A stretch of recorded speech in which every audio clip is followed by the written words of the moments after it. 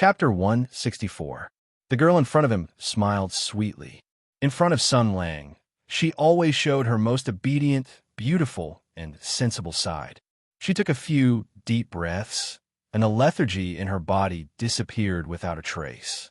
Then, she shook her little fist at Sun Lang. "I'll do my best. One day, I'll be able to do whatever I want with Sun Lang." Sun Lang's gaze was a little complicated. "Actually, Miss Zhao, you don't have to because I like it. Sun Lang likes me like this too. So I'll do my best, As if afraid of what Sun Lang would say, Zhao Feihuang's eyes were filled with determination and a hint of pleading. She quickly interrupted the ranger. "I'll listen to Sun Lang, so I'll go back to Mingzhou City now. But tomorrow," the ranger blinked his eyes. "You don't have to go back. I just feel that this place is remote and the environment is simple. A young lady like you might not be able to sleep well. Then I won't go back." Zhao Feihuang immediately shouted. Then, she looked at Sun Lang, and her voice became a little softer. "Can I?" Sun Lang spread out his hands. "Whatever. It's not bad to have someone to talk to at night. I didn't expect. Zhao Feihuang suddenly put on a very moved expression, and then pretended to wipe her tears. "I didn't expect that Sun Lang, in order to take care of my feelings, would actually agree to let a little girl like me, who is a hindrance, stay by his side. It really moved me to tears." Yo, what the hell is that?" Sun Lang's expression was strange. "Your crying is too fake." Miss Zhao's hands, which were covering her eyes, opened slightly. She glanced at Sun Lang's reaction and then continued to pretend to cry. Others pretended to be afraid that others would see through it, but Miss Zhao pretended to be afraid that Sun Lang wouldn't see through it. She pretended to be touched and added, "It's not fake. This is the joy of being trusted, mixed with the worry of disturbing Sun Lang's business. It's the tears of laughter. Yo, but you can't stop the smile on your face. Like I said, this is a tearful smile." Zhao Feihuang couldn't continue acting. He giggled and ran down the mountain.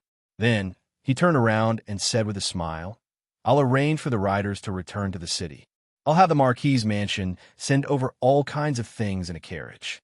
Although the conditions in this mountain village are rough, I can have my family send over a bed, bedding, and delicious food. Sun Lang, no matter where you are, as long as Fei Huang is by your side, you don't have to worry about not sleeping well or eating well." Sun Lang gave a thumbs up and said with a smile, Good. I know you're a little rich woman. It seems that this bowl of soft rice is quite delicious. If you're willing, you can also sleep very well." Miss Zhao's cheeks blushed. She threw a coquettish glance at him. "I can warm your bed at night." This little girl, relying on the fact that I'm a gentleman and won't easily kill people, she actually flirts with me. Sun Lang picked up a withered branch from the ground and pretended to hit it. Zhao Feihuang let out a bell-like laughter and ran down the mountain. At this time, the girl was as happy as a butterfly, and her beautiful clothes fluttered in the wind. Su Qingwan's worried and anxious shout came from below. "Miss, don't run around on the mountain road. Don't fall. Pay attention to your feet. Be careful not to sprain your feet. Sister Su, let's warm Sun Lang's bed together at night." "Miss, what are you saying, ah?" After a moment of chaos, Ms. Zhao returned to the carriage. She took a small table, spread out a piece of paper, ground an ink brush, and wrote beautiful small words on the paper. There were bedding, and many other items, as well as some exquisite ingredients. Sometimes she would stop writing to ponder, and sometimes she would write quickly. Her face had a gentle and happy smile. The talk of warming Sun Lang's bed just now was not only heard by Su Qingwan, but also by the accompanying knights. Housekeeper Su thought of everyone's strange eyes and felt a little crazy in her heart. She didn't dare to blame Miss, so she could only lock her hatred on Sun Lang. It was all that bastard's fault. Miss had become more and more strange recently. She took a few glances and couldn't help but say, "Miss, you don't have to do this by yourself. I'll do it for you, no." Miss Zhao refused. "It's only meaningful if I do it by myself. Besides, Sister Su, you don't know Sun Lang as well as I do. How can you prepare things as you wish? Well, It should be able to be delivered before dark. Send 2 knights with 6 horses and take turns to change. Soon, we'll arrive at Mingzhou City. The most important things are bedding, but we only need to prepare 2 sets. One for the 2 of us, and the other for Sun Lang. The other guards can sleep in the residential area. In this way, we can find 5 big carriages and use 2 horses. It'll be faster to go. Su Qingwan sighed and said, Miss, you're crazy. Zhao Feihuang stopped writing and looked up with a smile. Sister Su, when you really fall in love with someone, you'll know how it feels. When you think of him, you'll smile. Su Qingwan looked at Miss Zhao's happy face, and a trace of worry flashed in her eyes. Miss, is Sun Lang really the best match for your life? Young Lady Zhao finished the list and checked it several times. Only then did she heave a sigh of relief. Just as she was about to go out and send the knights back to transport the supplies, Sima Ping's shouting came from outside. Sister Zhao, I have brought the list. Follow the list and send people back to prepare the herbs and items. The guards also recognized this disciple of the strange doctor. Because she was a girl, they didn't stop her. The little girl opened the door, jumped in, and handed the letter in her hand to Miss Zhao. Zhao Feihuang smiled and took the receipt. Sister Ping, I'll have to trouble you, Sima Ping smiled, and then her face revealed a mixture of curiosity and bewilderment. She lifted the curtain of the car window and stretched her body out to look outside. In the end, she asked with a mysterious expression, Where is that Sun Lang? Where'd he go? After all, she was a little girl. She was lively and curious by nature. The more the strange doctor reminded her, the more curious she was about Sun Lang. Zhao Feihuang handed the 2 receipts in her hand to Su Qingwan. Butler Su understood and went out to appoint a night. Miss Zhao stretched her lovely waist and said softly, Sun Lang. He naturally has other things to do. Sun Lang didn't go down the mountain with Miss Zhao. Instead, he walked along another mountain road to a deserted place. Miss Zhao was smart and considerate. She knew what he was going to do. There must be a person who had a lot on his mind. Because of his appearance, he must be confused. At this moment, he must want to confirm something with him. Sun Lang waited for a moment under a tree. The sound of swift footsteps came from afar. A figure flashed, and the strange doctor descended from the sky. His hair was already gray, his face was old, and his body was slightly hunched. Only his eyes shone brightly, and his will was as strong as steel. His left hand, which had 2 fingers severed and was replaced with an iron limb, held a steel staff. The strange doctor looked at the face that had appeared countless times in his nightmares, and his heart trembled. The past appeared in his mind, and the phantom pain from his severed fingers came again. But he knew that he had no chance, whether it was to fight back or escape. He took 2 steps back, sighed, and knelt on the ground. General, I'm here to die. Chapter 165. There was no one around on the quiet path. Sun Lang stood under the tree. His eyes were soft, and his face was calm. His face was not as sloppy as usual. Instead, there was a faint smile at the corner of his mouth. Ping the Fourth, I haven't seen you for 5 years, but you still haven't improved. His tone was casual, but the strange doctor, who was usually arrogant and unyielding, was sweating profusely. He lowered his head and said, Marshal, please tell me, I'm just an imposter. Marshal, don't mention it anymore, the ranger said calmly. Now I'm Sun Lang. Stand up and talk. You don't have to be like this. If I want to kill someone, I won't give them a chance to kneel down and beg for mercy. Yes, yes. The strange doctor nodded repeatedly and stood up submissively. When he saw Sun Lang, he was like a mouse seeing a cat. He did not have the quirks and temper that Miss Zhao had described. The ranger glanced at him and saw that the old man's face was full of panic and his eyes were flickering. It was obvious that he was extremely afraid. He sighed slightly and was not happy in his heart. The idea of catching up with him also faded a lot. After all, Mr. Ping was different from Mr. Hu and the others for a moment. He was not in the mood to joke anymore. He said calmly, Don't be afraid. Put away your thoughts and cure him. We'll pretend that we never met. The eccentric doctor nodded repeatedly. Yes, yes, with the marshals. No, With hero son status, you wouldn't bother to chase after me. You spare my life back then, so there's no reason for you to come and kill me again. I'll do my best to cure that Taoist. Hero son, please don't worry, Sun Lang said with a faint smile. You must be afraid that I'll kill you after this. The strange doctor trembled and knelt on the ground again. Please spare my life, Hero Sunday. I swear to God that I won't reveal your whereabouts. Don't be afraid. Don't be afraid. Sun Lang sighed and reached out to pull the strange doctor up. I believe you. You won't reveal my whereabouts. Although you can get the Empire's protection and forgiveness by snitching on me, you know that it's useless. The risk is too great because you know that even if the Empire locks you up in the Imperial Palace to protect you, it won't be able to stop me. The current you doesn't want to take any risks. The strange doctor kept nodding. Yes, I just want to live, Sun Lang said indifferently. In other words, you're still doing that kind of thing now. The strange doctor's body trembled. Under Sun Lang's gaze, he gritted his teeth and nodded. Yes, sigh. You've chosen your own path, so I won't say anything. Whether your name goes down in history, or you go down in infamy, or you die of old age, or you're torn into pieces, it has nothing to do with me. Sun Lang clasped his hand behind his back and said, It's just that you used to be a famous doctor in the army, but now you're like a stray dog and have fallen to this point. You don't regret it? Ping Laosi was slightly startled. Looking at Sun Lang's back, he couldn't help but straighten his back. His hunched and humble figure revealed a trace of heroic spirit. He said firmly, My lifelong wish. I have no regrets. Is that so? That's good. Sun Lang smiled gently. Now I regret it so much. I was such an idiot back then. The strange doctor was stunned for a moment, then bowed. But you've saved many, many, many people. They're alive now because of your efforts and sacrifices. Sun Lang shook his head and sighed calmly. But I regret it. Hearing the melancholy and sadness in his words, the strange doctor was shocked. He knew that he had touched on the truth that he shouldn't know.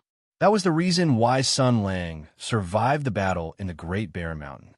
He didn't dare to delve into this topic. Seeming to think of something, he bowed and said, After the battle, I said goodbye to Miss Zhao. On the way, I took in my apprentice, Sima Ping. When I heard that the battle in the Great Barren Mountain had ended, I thought you had died in the battle. I was worried that if the news came back, old Madame Jia wouldn't be able to handle it. So I took the initiative and went to the Rongwa mansion. Sun Lang's eyes moved, but he still said softly, You did take the initiative, but you're considerate. Old Hu and Chao Patao didn't like the Rongwa mansion, so they wouldn't take the initiative to mention it. But they didn't mention it, so it should be fine. The strange doctor nodded and said, When the news came back, everyone in the Rongwa mansion was wearing mourning clothes, and old Madame Jia fainted several times.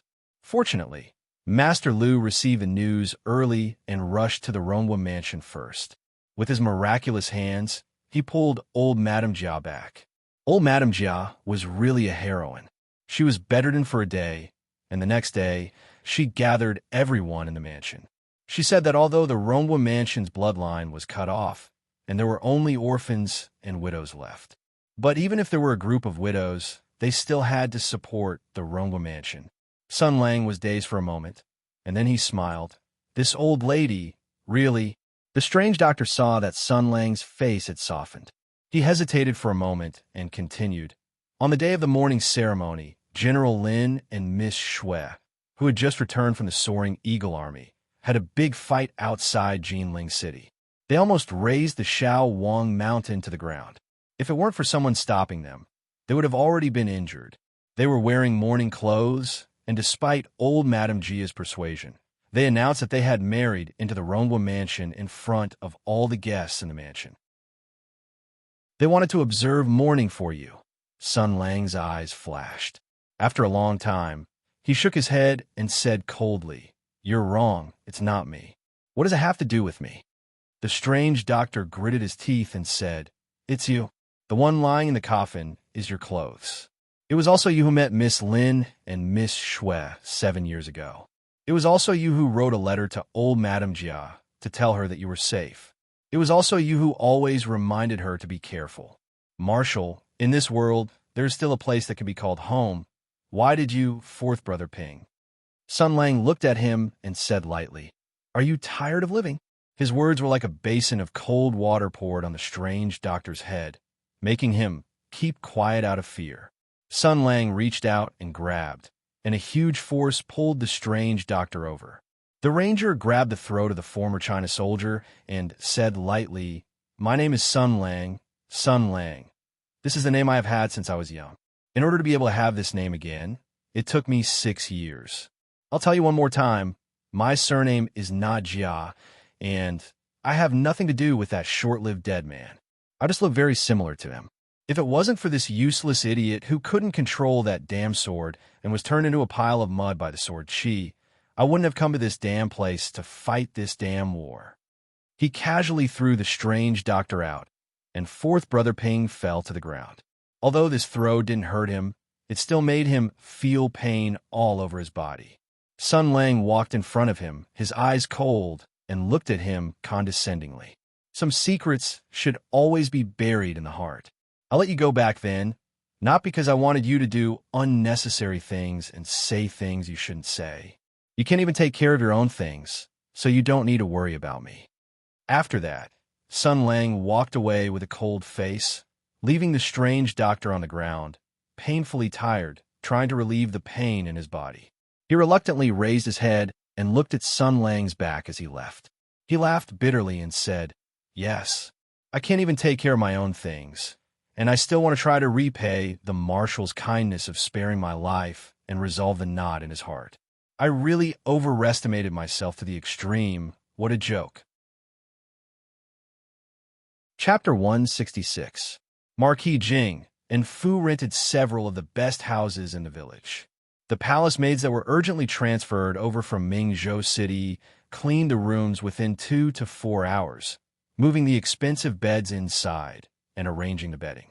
Along with them, there were also expensive ingredients that were prepared by the chef of the Marquis Fu. In this small mountain village, they made the best dishes. Sima Ping was young and liked crowds and also liked delicious food. Daoist priest by Shui also came down. Daoist priest by Shui insisted on coming down personally to thank Sun Lang again. After night fell, Ying Yuan village welcomed a long-awaited bustle. Everyone sat on the ground and tasted the food made by the chef of the manor. Only the strange doctor did not come.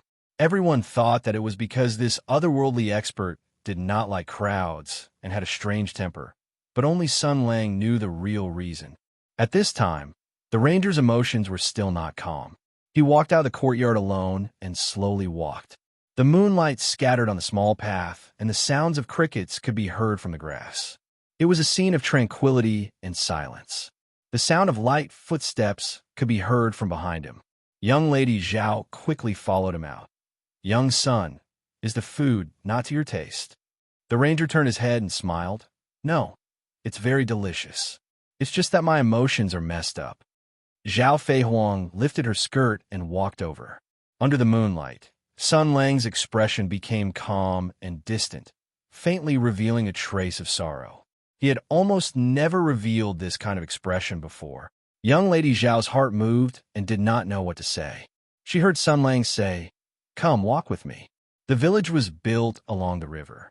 The two people followed the river and slowly walked. Sun Lang was silent for a moment and then said softly, Actually, last night, I had a dream. I dreamt that I was the only child of a large family. The entire household, inside and outside, treated me as the treasure in their palms. But I was young and did not know the taste of worry. I was always hot-blooded and impulsive. I did not want to live in a pile of women. I wanted to be like my father and brother who had passed away, riding the horse on the battlefield and achieving success. Even if I died on the battlefield, it would not have been in vain, but as the only child in the family, who would let me go to the battlefield? This young man is really good at courting death. After begging for so many times and receiving no response, he actually ran away from home. Relying on his good martial arts, he actually made his way to the Heaven's Origin battlefield and was selected to participate in an extremely secret plan by accident. When I came back to my senses, I realized that I had been involved in a very big event. There were many people of my age who came from all over the world with me. They came from different backgrounds, but they were all extremely talented. Compared to me, they could only be better.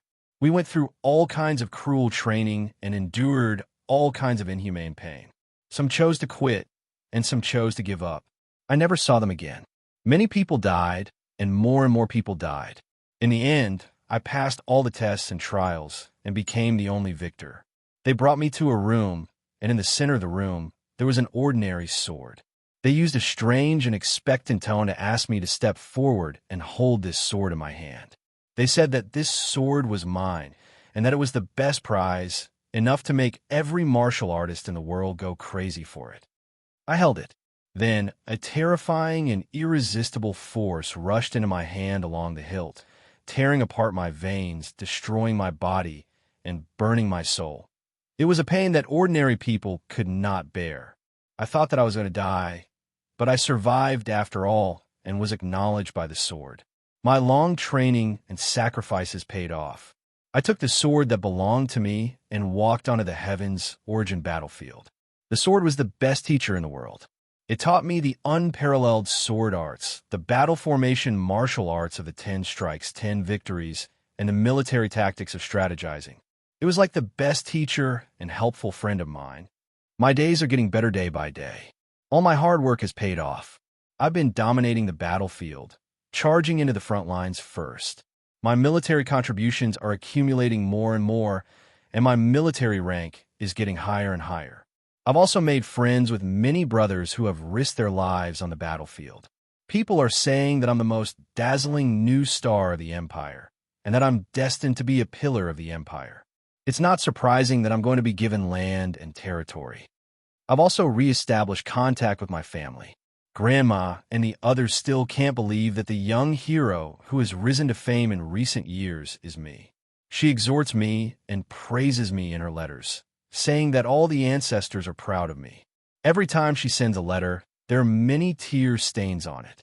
I read these letters in the tent every day, wishing that the war would end tomorrow so that I could go home and live happily in front of Grandma and fulfill my filial duties. I was very lucky on the red line spectrum, too.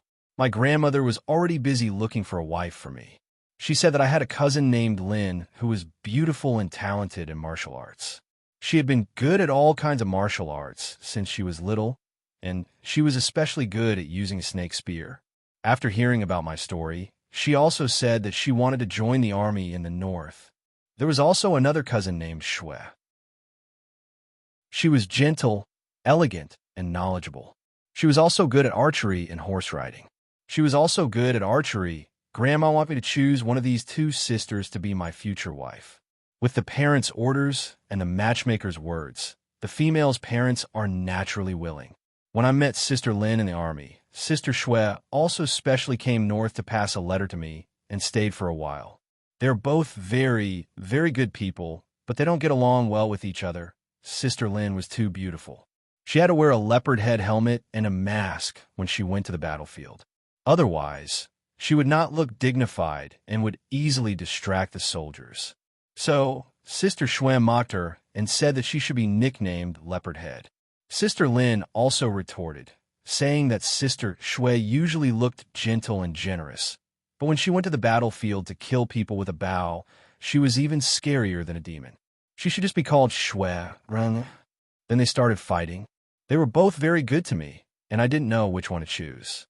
However, the war was urgent, and the Sky Demon was closing in, so I didn't have time to think about these feelings. However, after decades of fighting, the dawn of victory was right in front of us. After paying countless blood and sacrifices, we finally won. I survived and won this war. The imperial court gave me a luxurious life, and I returned home in glory. That day, the streets of the city were empty. I hugged my grandmother tightly, and my family members were all wiping away tears. She just kept patting my back, saying, "Good, it's good that you're back." Sister Lin and Sister Shue were standing behind me, and their smiles were very beautiful. Then it was a happy ending. No one died. As the last male in the house, I brought glory to the family, established a career, and married a beautiful woman. When Sun Lang said this, he stopped and looked at the distant mountains in the darkness. He said indifferently, "Then I woke up. When the dream disappeared, what was left was only a lie to deceive myself and others. I'm not the son of some aristocratic family. I'm just an ordinary person. I don't know martial arts, and I'm far away from war. Even if the people of this world were all killed by the Sky Demon, it wouldn't have anything to do with me." He said slowly, "That day, I woke up from my dream and found myself lying in an unfamiliar room. There were eternal lamps all around me, as well as some strange seals and diagrams that I didn't understand. Beside me, there was a person who was bleeding to death from all 7 orifices. He looked exactly like me, and he was holding a sword in his hand. Then, a few people walked into the room. With crazy eyes and an unquestionable tone, they ordered me to pick up the sword. Then, the nightmare began." Chapter 167. The night was long and silent. The stars hung high in the sky. There was no one around. Sun Lang was calmly telling his story. There was only one listener beside him. Zhao Fei Huang's palms were already covered in cold sweat. She was both excited and scared. She was very touched and surprised that Sun Lang could tell her so frankly. But at the same time, she also knew that she could only listen to these things. She could not delve into it or think about it in detail. Besides, what Sun Lang needed was only an audience. I grew up in a family of generals. I was taught by famous teachers since I was young. I trained my strength, practiced martial arts, and used all kinds of rare herbs to nourish my body. After I entered the army, I went through layers of selection and targeted training. I stood out from countless talented and outstanding people of the same age. Even such a person could not pull out the sword in the end. He could not resist the terrible power. The moment he grasped the hilt, his internal organs and meridians were stirred into a pile of mud. Sun Lang said calmly, "A normal person who lives in a peaceful world far away from conflict, who doesn't know martial arts, and who has never seen war. You will never be able to imagine how much care and nurturing I receive from them. That's why I was able to become a famous general who kills decisively and is invincible among the 6 armies in just a few years. During those days in the past 2 years, I often thought about the past. I always remembered their kindness and wanted to repay them 1,000 times. In the darkest and most difficult time, I finally survived. I constantly controlled, and grew. I lived on at all costs. I tried to stay awake in the constant killing." Sun Lang seemed to have thought of something. A smile appeared on the corner of his mouth. "I thought of many ways to prevent myself from being swallowed by the desire to kill and destroy. I tried to stimulate my good side to curb the evil side that was growing stronger and stronger. I did a lot of good things and made a lot of friends. I called them brothers. I fought side by side with them. I formed a strong bond with them, and my reputation in the army grew bigger and bigger." Sun Lang said softly, "But the most effective thing was not these things, but a home. I started to collect information about the person that I was trying to replace. I dug into his past and tried to understand his situation. The army announced that I was him because we looked almost identical. That was how they wanted to explain my background. Perhaps it was a last resort. I tried to send a letter that I wrote, a letter to that person's grandmother. Before that, I thought that I had cried all the tears in my life. But after I received the letter, I still cried. When I came to this world, I felt the warmth of a family for the first time." Those long-winded words, those tear-stained letters, those tireless exhortations from all the ants. Although it was fake, although it was for another person, although I was just pretending to be him, I started to play this role seriously. I found comfort in this false familial love.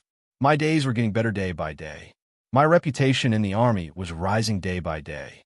I had many brothers and fellow soldiers. I had a bright future. I also had a family in this world. I had a loving but fussy grandmother. She was preparing to arrange a blind date for me, and she arranged 2 of them at once. Those 2 girls were very, very good. That should have been the happiest time of those 6 years. I once thought that I might as well just live like this. I would use this identity to make contributions and become a marquis. I would become a general and a minister. I would start a family. He raised his head, and the gentleness in his eyes was like an illusion. In an instant, it was replaced by incomparable coldness. His robes violently shook. Although he did not leak out any killing intent, he had clearly fallen into a frenzy. After a long time, he let out a long sigh. But I was wrong. I was too childish. I was too stupid. Fake. In the end, it was just a laughable illusion. From the beginning to the end, from the beginning to the end. He turned his head and looked at the worried Miss Zhao. He sighed. Then many, many bad things happened. The only good news was that 2 years ago, I finally obtained a freedom that I had always dreamed of. I took back my identity. Under the name of Sun Lang, I walked openly under the sun. I originally thought that I had completely cut off all ties with my past. The grudges between me and the Empire were settled. I thought that, with the exception of one person, I didn't owe anyone in this world anything. I thought that I didn't care about this world at all, that I hated and despised this world. If there was a button in front of me that would destroy the world, if I pressed it, I would probably press it without any psychological burden. But I was wrong. I promised Hu Shouxin that I would stay in this city and be a ranger for a while. I promised Zhang Luo that I would open a law firm with her, and I had complicated feelings for her. I didn't mind you getting close to me. I even had feelings for you. In a short 10 days, many things happened. The old friends of the Heavens Origin Sector who fought side by side with me on the battlefield. The remnant soul of the Sky Demon who lost his body in a magic artifact. The fiendish demon whose parents and family were killed by me. The crazy doctor whose life was spared by me a few years ago, and the people who were related to me in the past. They kept appearing around me. I have a hunch. In the future, there will be more and more of these things until I face my past and face everything calmly. But what made me the most flustered was, today the strange doctor told me that when I planned to live on with another identity, the 2 girls I came into contact with actually acted like idiots. They put on mourning clothes and stayed widowed for me.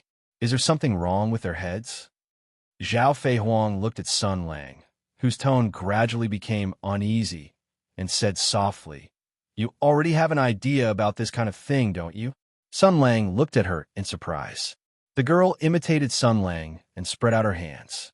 She slowly exhaled and said with a smile, "Although for me personally, the fewer competitors the better." But as expected, Sun Lang's heart is still uneasy, the ranger sighed. What identity should I use to meet them? A fake identity is fake, but how should I face them with my real identity? This is not a problem that I should worry about.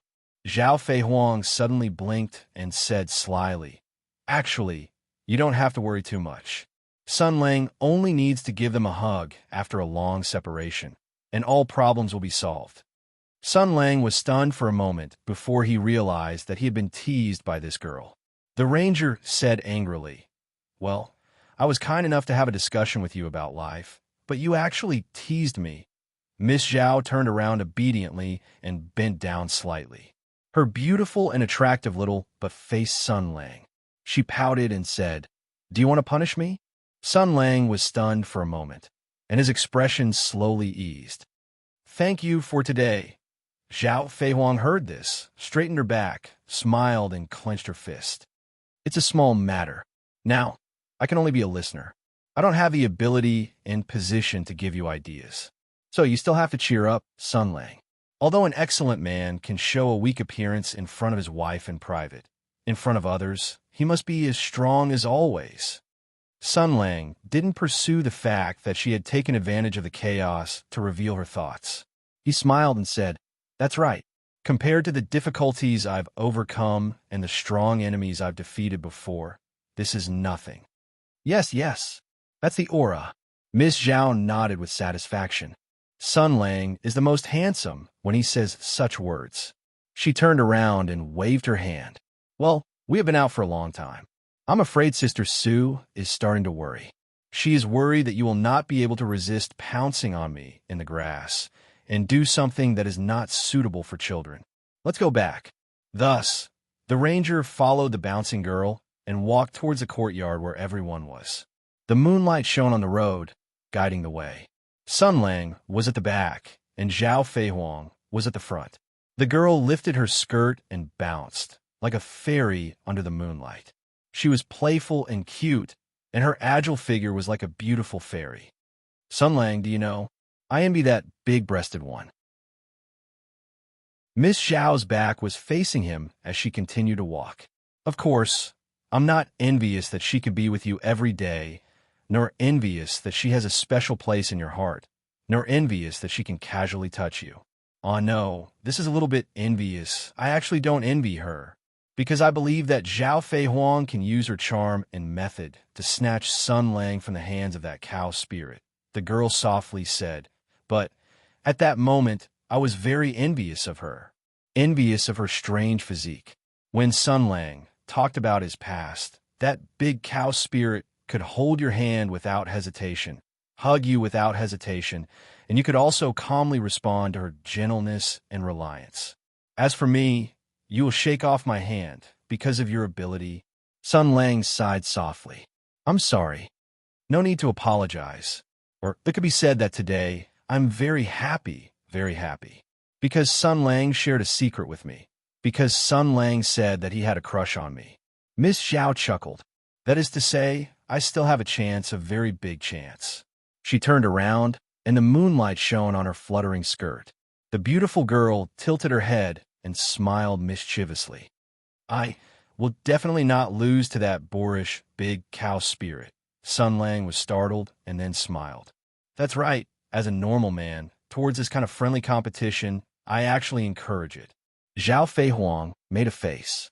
If the big cow spirit heard your words, she would definitely spit at your face. The relationship between the two of them seemed to have gotten closer.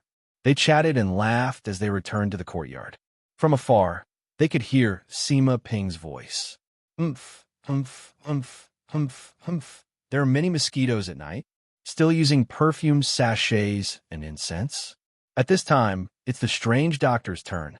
Mountain, big, brother, son, come on stage. Clang, clang, clang, clang. This is my exclusive invention. Just 2 drops. Smear it on your wrists and ankles, and it can drive away mosquito bites. A refreshing mint smell wafted out from the courtyard. Zhao Fei Huang asked curiously, what is this smell? Sun Lang's expression had already changed. Then, an ecstatic expression of a new toy has appeared on his face. He rushed in like a whirlwind. Fuck! Essential bomb. Chapter 168. Sima Ping was proudly showing off her new invention to everyone. Suddenly, Sun Lang rushed in like a whirlwind and excitedly reached out his hand to her. Come, let me see. Let me see. The little girl had been strictly ordered by her master not to be rude to Sun Lang. Seeing that her master, who was usually slow and disrespectful to Sun Lang and had a bad temper, was actually so fearful and even respectful of Sun Lang, her curiosity towards Sun Lang naturally increased. She stayed here tonight partly because she wanted to reminisce about the old days with Zhao Fei Huang, partly because she liked crowds, and partly because she wanted to take the opportunity to interact with Sun Lang and get close to him.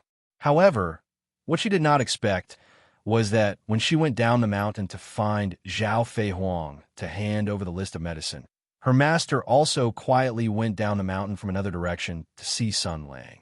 Moreover, they did not agree and she was almost beaten up. Sun Lang also remembered the past because of the strange doctor's words.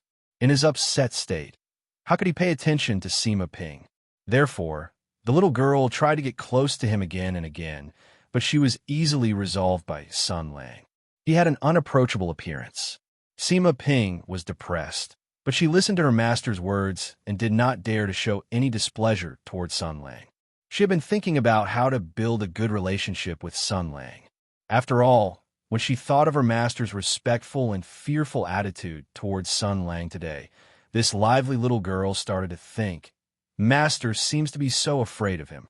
If I build a good relationship with him and then ask him to come forward, maybe. However, the banquet lasted for 2 to 4 hours, and Sun Lang still did not show any interest in her, which made Sima Ping very depressed. She flaunted her beauty, and usually, when she smiled, she could make a group of young boys in the village fall head over heels and go wherever she pointed. Other than her breasts that had yet to develop, she was still a rare beauty.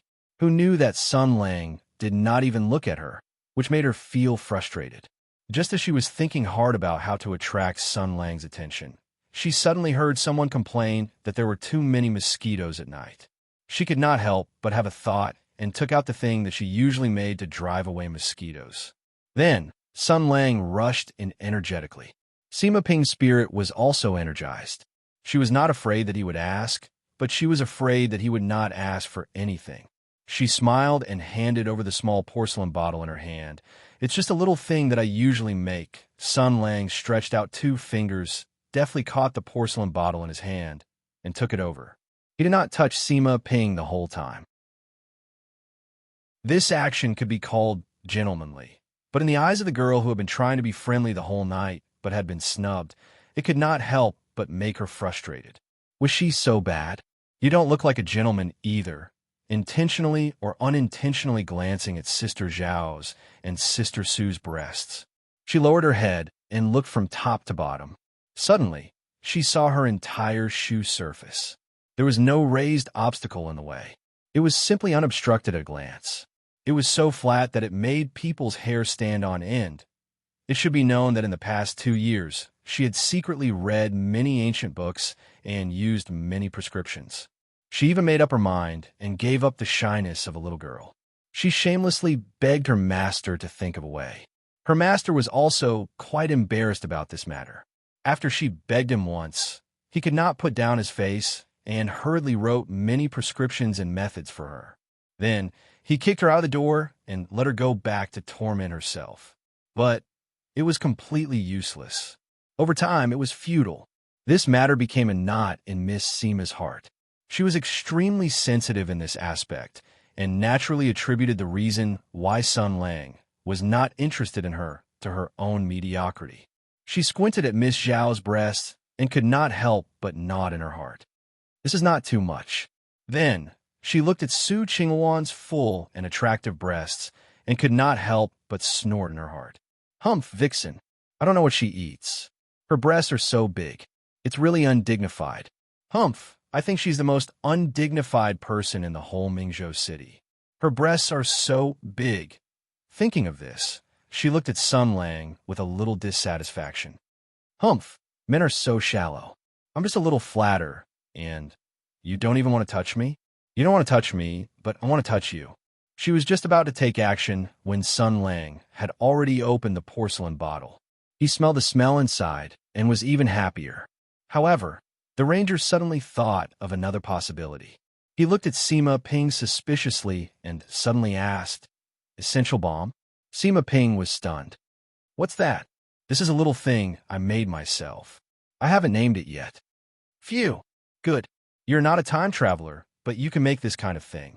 Your pharmaceutical skills are quite high." Sun Lang thought of this and said seriously, "Miss, don't belittle yourself. This kind of thing can not only cool down and relieve pain, but also has other very, very big uses. For example, it can make wind come from an empty cave. It's very powerful." Although Sima Ping did not know what the meaning of wind come from an empty cave was, seeing Sun Lang's fondness, she was moved and said softly, "Sun Lang, if you like it, I'll give it to you." "No." Sun Lang's eyes were shining. "I'll buy it from you. I'll buy it in bulk. Yes, I'll fund you." You can continue to research and improve. Sun Lang tilted the porcelain bottle slightly and let a drop of essential balm drip on his left sleeve. The dark green liquid was absorbed by the cloth, and only a small part of it touched the skin. Then, Sun Lang looked at Sima Ping. "I need an essential balm that is very permeable and can easily pass through cloth and reach the skin. Can you make it? If you want to rub it on your body, you can just take off your clothes. Why do you need to drip it through your clothes?" Sima Ping was puzzled. She did not know what kind of terrible things this guy in front of her was planning to do with the little thing she had made. However, she needed Sun Lang's help and wanted to have a good relationship with him. Since he had this request, she would definitely do her best. Fortunately, this was not difficult. She thought for a while and already had an idea. "This is not difficult," Sun Lang nodded repeatedly. "That would be a great help. Miss Sima, I'll leave it to you. Don't worry, I'll pay you enough. I don't lack money. When Master practices medicine, he often asks for exorbitant fees. Sister Zhao also often sends people to deliver things. We don't lack money. Sima Ping looked at Sun Lang, and her expression changed. I can make medicine for you. If you need any other medicine in the future, or if you want me to develop any medicine, I can help you with all my strength. Sun Lang was stunned for a moment, and then smiled. There is no free lunch in the world. You must have a request for being so attentive. Tell me, what do you want me to help you with? Sima Ping was slightly stunned. Then, excitement appeared in her eyes. She took a few steps forward and took a deep breath. She said softly, Young Master, please say a few good words for me. I want to learn Master's divine knife technique. Sun Lang's expression changed. Sima Ping saw the change in his expression and thought that he was embarrassed. The girl's face showed a pleading expression. She said softly, Young Master, please say a few good words. Whether it succeeds or not, I'll be grateful. If you have any tasks in the future, I won't refuse. The ranger looked at the girl, and a trace of complexity flashed in his eyes. Why do you want to learn the divine knife technique?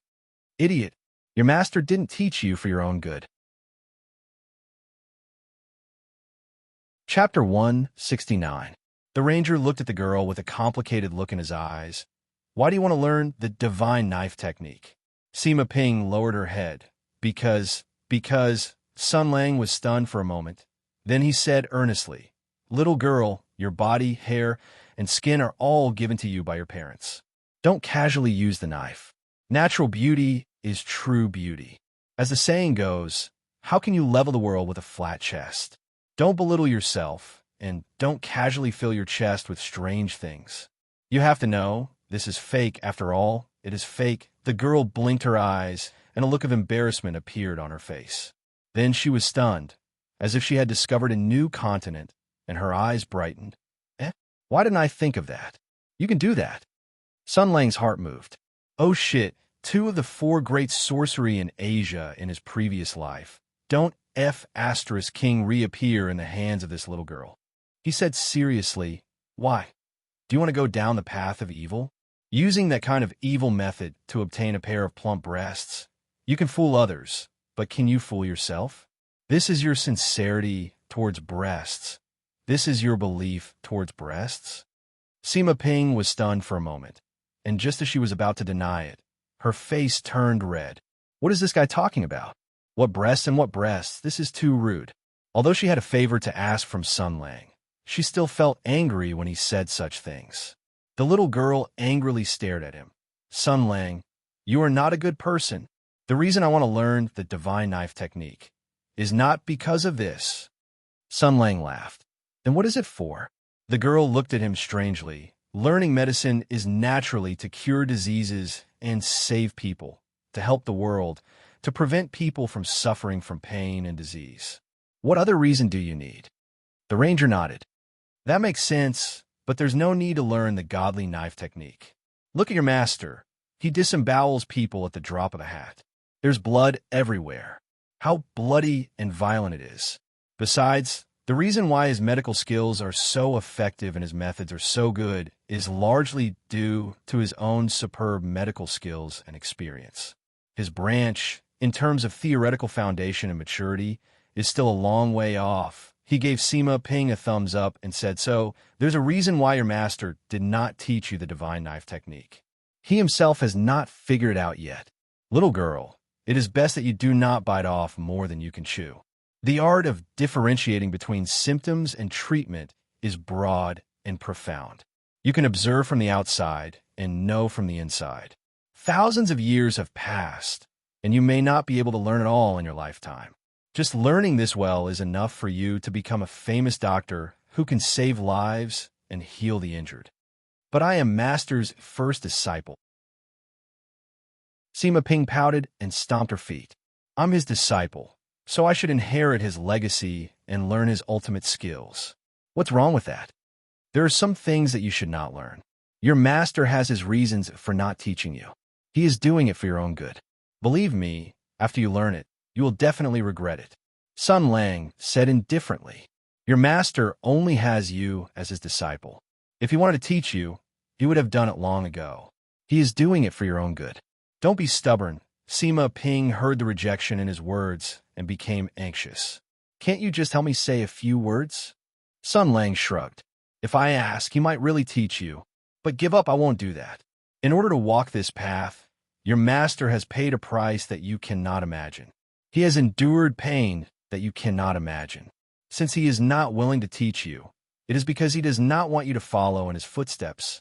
Little girl, this fate is too heavy for you. You should give up. Sima Ping was stunned for a moment. She did not know what Sun Lang was talking about, but she heard the ranger's intention to evade. If you don't say it, I won't make the medicine for you.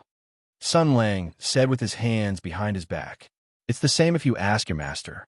He doesn't have the guts to bargain with me.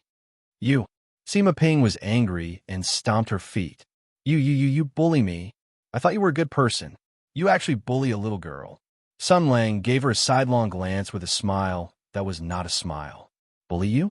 Little girl, if I want to bully you, I only need to reach out and touch you. Then you will repay me. How can you still be stomping your feet here? Sima Ping threw a tantrum for a while, but her master's solemn exhortation still rang in her ears. In the end, she didn't dare to throw a tantrum. After a moment of silence, she ran over to Sun Lang and said with a coquettish smile, Big brother Sun Lang, please help me. Help me. Help me. She reached out to grab Sun Lang's arm and shook it twice, but the ranger dodged as if nothing happened. He said lightly, Little girl, don't pester me endlessly. If you do this again, I will complain to your master. It was a critical strike that hit his weak spot. Sima Ping was stunned for a moment, and all kinds of grievances welled up in her heart. She thought of how she had begged her master, but her master did not agree. He even flew into a rage. She thought of how Sun Lang ignored her and treated her coldly. The little girl could not bear it anymore. She sat on the ground and began to cry. You bully me. You bully me. You bully me. Are you a 3-year-old child? If it was anyone else, seeing a pretty little girl crying like this, their heart would have already softened. But Sun Lang was different from ordinary people. Not only was his temperament bad, he also had some very special experiences. He had once accidentally caused a number of women to shed large amounts of liquid. A little girl with a flat chest like a mirror only cried out a few tears. What was that big of a deal? So Sun Lang's heart was like stone. He was unmoved. He wanted to bring out the strange doctor again to scare this little girl and make her shut up. However, a beautiful figure flashed, and Zhao Fei Huang appeared beside him. She looked at him with a reproachful look and whispered, Sun Lang's method and attitude towards girls really needs to change. Sister Ping is fine, but when you see Sister Lin and Sister Shui, are you going to treat them like this? Sun Lang was stunned. He rolled his eyes and spread out his hands. I'm really sorry. I've been honest and pure since I was young. I really don't know how to get along with girls. These words were really asking for a beating. Even Miss Zhao, who was always supporting him, rolled her eyes and spat at him. Then she sighed helplessly and gave Sun Lang a leave-it-to-me look. Then she helped Sima Ping up and began to gently comfort her. Well, good. Miss Zhao is really sensible and virtuous.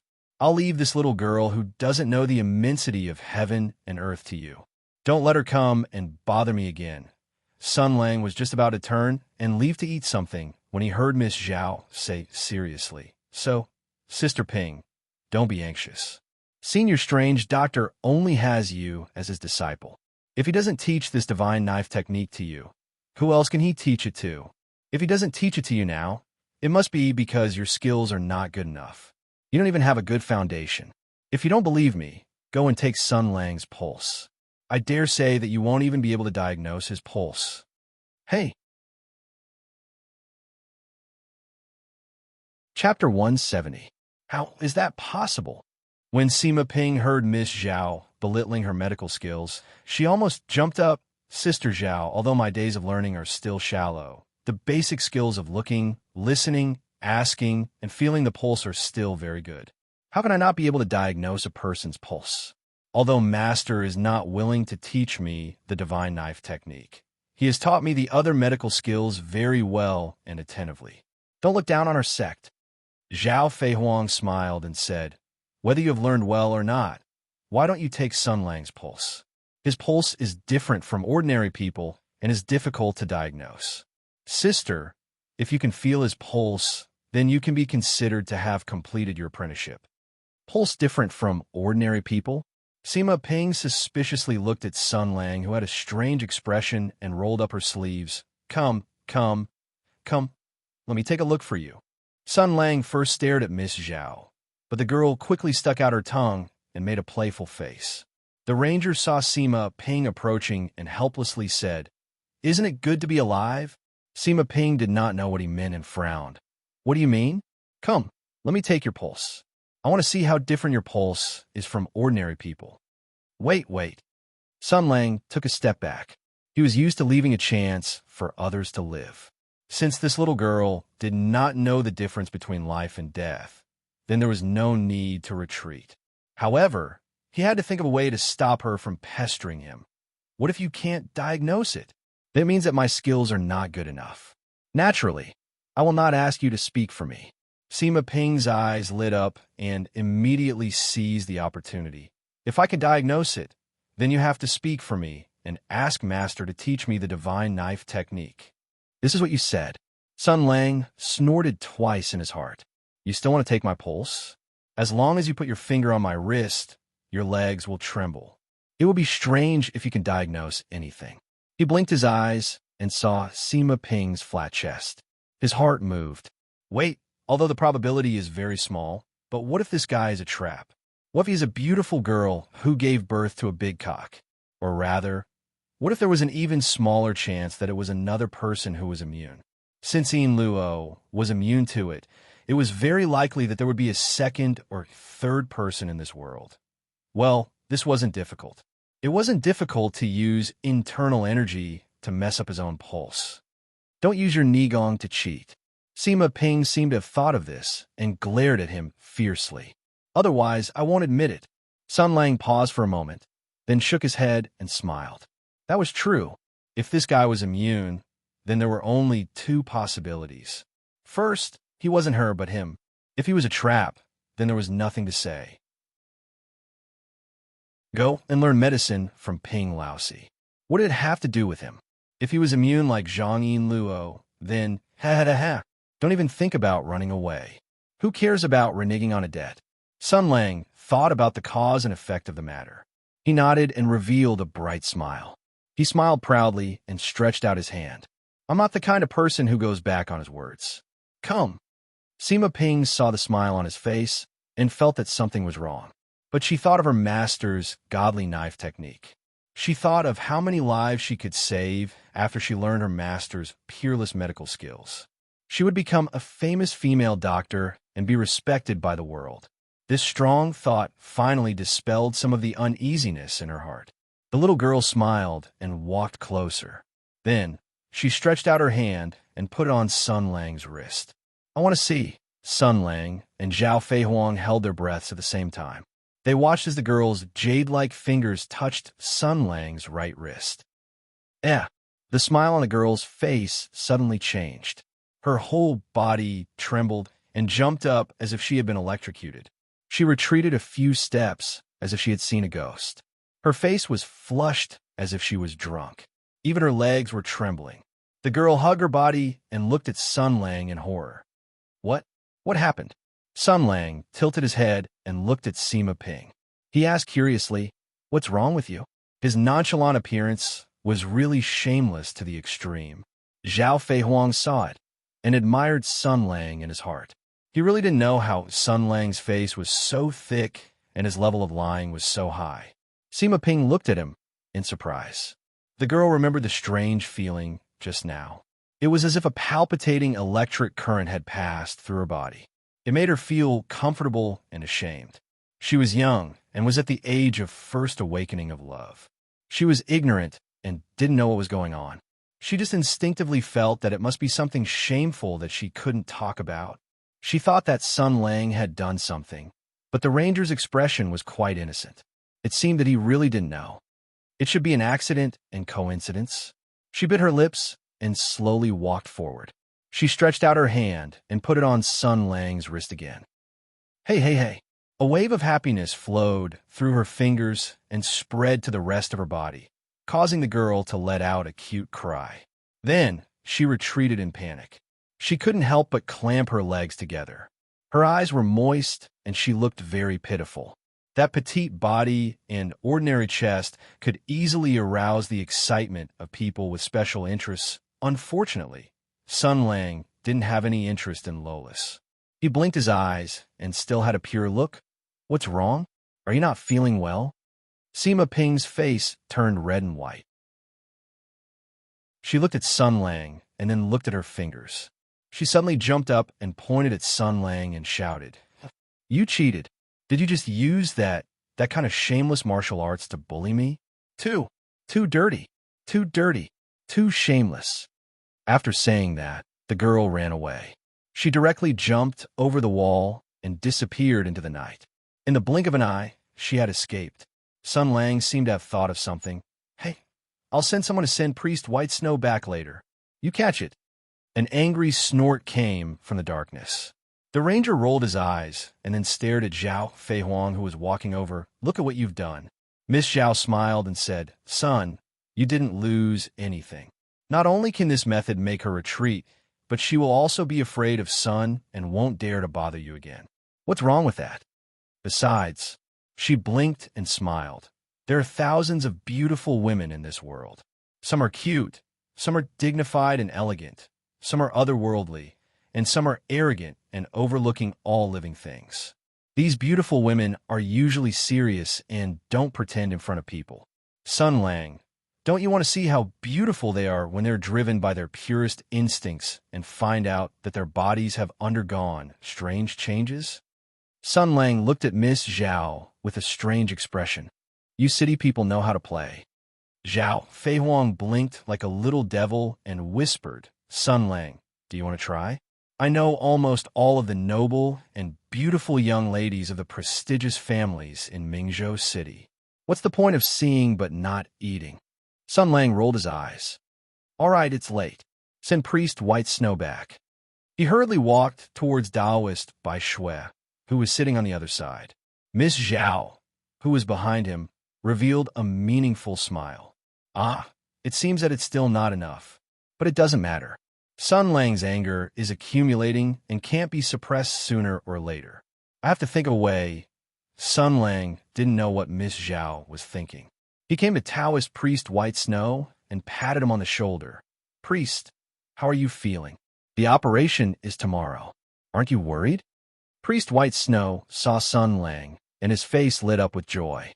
Sun Lang had taken care of his injury, which made him feel touched. His impression of Sun Lang improved again. Hearing the ranger's question, the priest of Jingyang Palace gave him a thumbs up without hesitation. "Hero's son, don't worry. It's a sure thing this time. A sure thing." Chapter 171. Hero's son, don't worry. It's a sure thing this time. It's a sure thing. Hearing Bai Shui's words, Sun Lang's expression became strange. "Now that you mention it, I have a feeling that something is going to happen." Bai Shui was still talking nonstop. "Hero's son, let me tell you, it's a sure thing.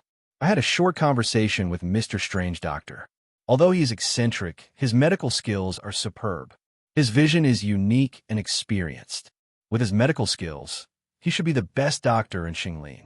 Although I don't know why he lives in seclusion in the mountains, he can definitely cure my injury." The paladin wiped his sweat. "Taoist, you are injured. Don't be too excited. Take a rest. Take a rest. Also, don't be too sure about everything," Bai Shui said proudly. "I'm just talking about the facts. That's why I said donor who is good at scaring people. How can there be such a coincidence? How can there be such a coincidence? My sect's golden-winged rock is agile and swift. How can it be defeated by the sword-tailed eagle? It will definitely be able to deliver this poor Taoist letter to the sect.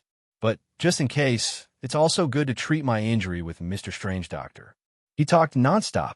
The more Sun Lang listened, the weirder his expression became. Suddenly, he thought of something and looked at Bai Shui strangely. "Why didn't you vomit when you saw me today?" Bai Shui was surprised. Apparently, he also noticed this problem. He raised his head again and looked at Sun Lang's face. Donor, your face. Ugh. The paladin looked at Bai Shui, who was lying on the side and retching. He looked a little angry. You didn't do it on purpose, did you? I'm innocent. I'm innocent. Taoist White Snow wiped his mouth and hurriedly explained, I don't know why, but Master Sun's complicated facial features were a little clearer tonight. I didn't pay attention to it just now, so I didn't feel dizzy, but I just carefully looked at it again, so, hey, what happened to Master Sun tonight? It doesn't make sense. Sun Lang glanced at Zhao Fei Huang, who was standing aside and telling Su Qingwan something while paying 70% of her attention to him. Sensing Sun Lang's gaze, Ms. Zhao turned her head and smiled like 100 flowers blooming. It's nothing. Sun Lang smiled. We just had a discussion about life. That's all. About 50 miles south of Mingzhou City, there's a large town called Yuntai. An official road passed through the town and led straight to Mingzhou City. This road passed through a small forest. In the quiet forest, several people were galloping in the direction of Mingzhou City through the night. At night, in the deep mountains, although it was an official road, it was still dangerous. If they were traveling through the night, they either had something urgent or were daring. These people were the latter. Hey, a young man turned his head slightly and saw a faint golden light at the edge of his vision. He was dressed in white and had a long sword at his waist. His eyes were as bright as stars, and he looked gentle and elegant. At first glance, people would have a good impression of him. The young man who dressed like a child pulled the reins to slow down his horse. He turned the horse around and galloped into the nearby forest. His companions looked at each other and pulled the reins together. The horses neighed one after another. Then, they jumped off their horses and ran into the forest together. After dozens of steps and circling around a few trees, their eyes suddenly opened up. The child was squatting on the ground as if he had discovered something. His mount was pacing around in boredom, looking for fresh grass on the ground. An old man walked over with a majestic gait. His long beard fluttered in the wind, but he was hale and hearty. His physique was robust, like a man in his 20s or 30s. His body didn't seem to show any signs of aging. Instead, it had explosive power. Judging from his attire and the iron wrist guards on his hands, he was obviously a boxer. The group of people seemed to be led by him. The old boxer took a few steps forward and saw the thing lying on the ground. This is a golden-winged condor. Yes, Wuhan has heard of this rare bird before. It has an ancient bloodline and is psychic and cunning. After being raised with a special secret method, it can be commanded as one's own arm. It's mostly used to send letters. It's almost foolproof. The child who was squatting on the ground spoke slowly. His tone was gentle and elegant, and there was a hint of leisure in it. If Wuhan's guess is correct, this golden-winged condor should belong to Xingyang Palace. Those stinky Taoist priests who only listen to orders but don't listen to orders? The old boxer frowned and said, those so-called otherworldly masters despise the emperor's authority and refuse to be disciplined. During the War of Heaven's origin, they were quite critical of our alliance with the demon race. They didn't even contribute to the war. Humph, their dead bird has nothing to do with us. Let's not complicate things. We'd better hurry on with our journey. Our superiors are urging us to hurry up. Senior, you don't know. The elegant and dignified child Wuhan chuckled. Zhongyang Palace considers itself a righteous Taoist sect and takes it as its duty to subdue demons and devils. Our superiors sent us to secretly investigate the whereabouts of the missing horned tiger in Mingzhou under the pretext of secretly investigating Hu Shouxin's thunderbow. Not far from Mingzhou City, we found the dead golden-winged condor of Xingyang Palace. What does it mean? He looked at the wounds on the golden-winged condor and nodded. As expected, this kind of wound can only be caused by the sword-tailed eagle raised by the demon race. The noble young master carefully pried open the wide wings of this bird of prey. After rummaging for a while, he took out an exquisite bamboo tube. He studied it for a moment and then took out a small roll of paper from within. After unfolding it, he looked at it for a moment, and the corner of his mouth revealed a sliver of a faint smile. As expected, I obtained it without any effort. Zhenyang Palace, Taoist white snow. Oof, there's a clue. At noon the next day, Sun Lang stood calmly in the courtyard outside the bamboo house of the strange doctors, waiting quietly. Sima Ping's eyes flickered, and she looked at him evasively. After noticing Sun Lang's gaze, she almost jumped up like a frightened deer and ran away quickly. This is really strange. Next time, if she pesters me again, I'll just spank her. I'll make her lie in bed for 3 days and drink 3 tanks of water. Then she'll know how powerful I am. Sun Lang snorted, and his expression suddenly changed. A moment later, the door of the bamboo house was opened, and the strange doctor's slightly tired face was revealed. Ping Laosi cupped his hands toward Sun Lang and said softly, "Fortunately, I didn't disappoint you. The first step was very successful. I still need to do it again in the afternoon, and then tomorrow." Sun Lang waved his hand. All right. It's not like I didn't see you go through surgery. I know. Taoist white snow is awake, right? Move aside. I want to ask a few questions." He reached out and knocked on the door, but didn't go in. At this time, Taoist white snow had just gone through an operation. If he saw Master Sun's handsome face and felt ashamed and inferior, he would vomit again and hurt his life. That wouldn't be good. Therefore, Sun Lang asked through the wall, "Taoist white snow? Master White Snow Palace? How do you feel? Do you want to find a frog prince to kiss you and give you some life points to wake you up?" Taoist White Snow had just woken up from his coma. He vaguely heard Sun Lang's voice, and his spirit was lifted. "Master Sun, I'm very good. I told you earlier. It's stable. It's stable." Ah, Mr. Strange Doctor's medical skills are really superb. This penniless priest's injuries are already much better. Ah, I don't need to see the evil monk of Daiju Temple. It's stable. It's stable. I definitely don't need to see the evil monk. Chapter 172. The strange doctor continued to perform surgeries in the room for 4 to 6 hours. The morning sun had already turned into a blazing sun hanging in the sky. The light was so dazzling that it made him squint his eyes. As if he was afraid of the sunlight, he quickly walked to his room door. When he pushed open the door, the smell of books and ink rushed out. The room was filled with his decades of hard work. It was his lifelong pursuit and belief. For it, he wandered the world. For it, he joined the war. For it, to end up here, he paid an unimaginable price. Fame, status, safety, a comfortable life, inner peace, and 2 fingers. With his original medical skills, he was already one of the best in the world. He could become a guest of high officials and nobles. He could become a world-famous divine doctor. However, he chose another path for himself. It was a path that had no end, and would not be completed even if he spent his entire life on it. He needed a successor. However, this path was too hopeless and too difficult. For little Ping, it was too cruel. He raised his hand and looked at the 2 fingers that had been cut off. This was only a small price to pay, but the pain of the wound still lingered, constantly reminding him that this was a path that led to despair. How could he bear to let a young disciple take over his mantle and continue on this path? At least not now. She was just a child. She didn't even know what a doctor was. She still didn't know what it meant to choose the profession of a doctor. The door was silently pushed open, and a beautiful figure walked in. The strange doctor's face showed a faint smile. He was already very familiar with the sound of these footsteps. 2 slender hands were placed on his shoulders and began to massage his shoulders clumsily. The little girl's voice was mixed with flattery and flattery. "Master, is this strength good?" The strange doctor narrowed his eyes and snorted. "You're trying to curry favor for no reason. Little girl, what do you want?"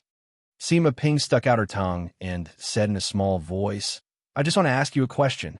2 patches of red appeared on her face, and she said rather embarrassedly, "Master, if I touch a man, I will feel my whole body go soft, as if there's an electric current sweeping through my body. Then my heart will beat faster, my mouth will become dry, and even feel very comfortable." What's going on? What do you think? Did he practice some kind of evil cultivation technique?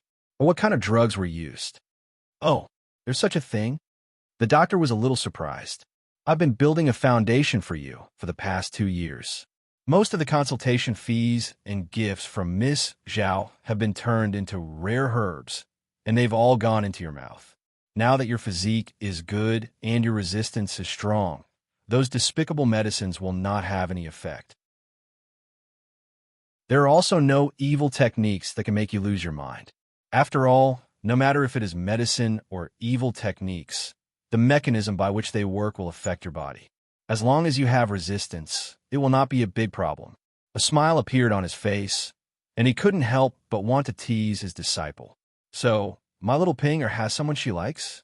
Did she become strange because she met the man she was destined to meet? Sima Ping was stunned for a moment, and then she said loudly with a red face, "How could that be? We've only known each other for less than a day, and we've only exchanged a few words. Nothing happened. How could it be so fast?" Sun Lang's figure flashed in her mind. When they first met, he was staring at her chest, and there was a look of pity in his eyes. It was simply annoying to the extreme. Last night, he was also indifferent to me and spoke rudely. With just a few words, he brought up Master. He was simply bullying me. This kind of guy is the most arrogant and annoying man in the world. How could I like him?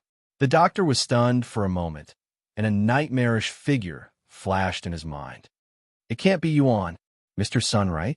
Sima Ping's expression froze, and then she carefully said, "Yes. Yes, but Master, I've always listened to you. I've never offended him, and have always been polite."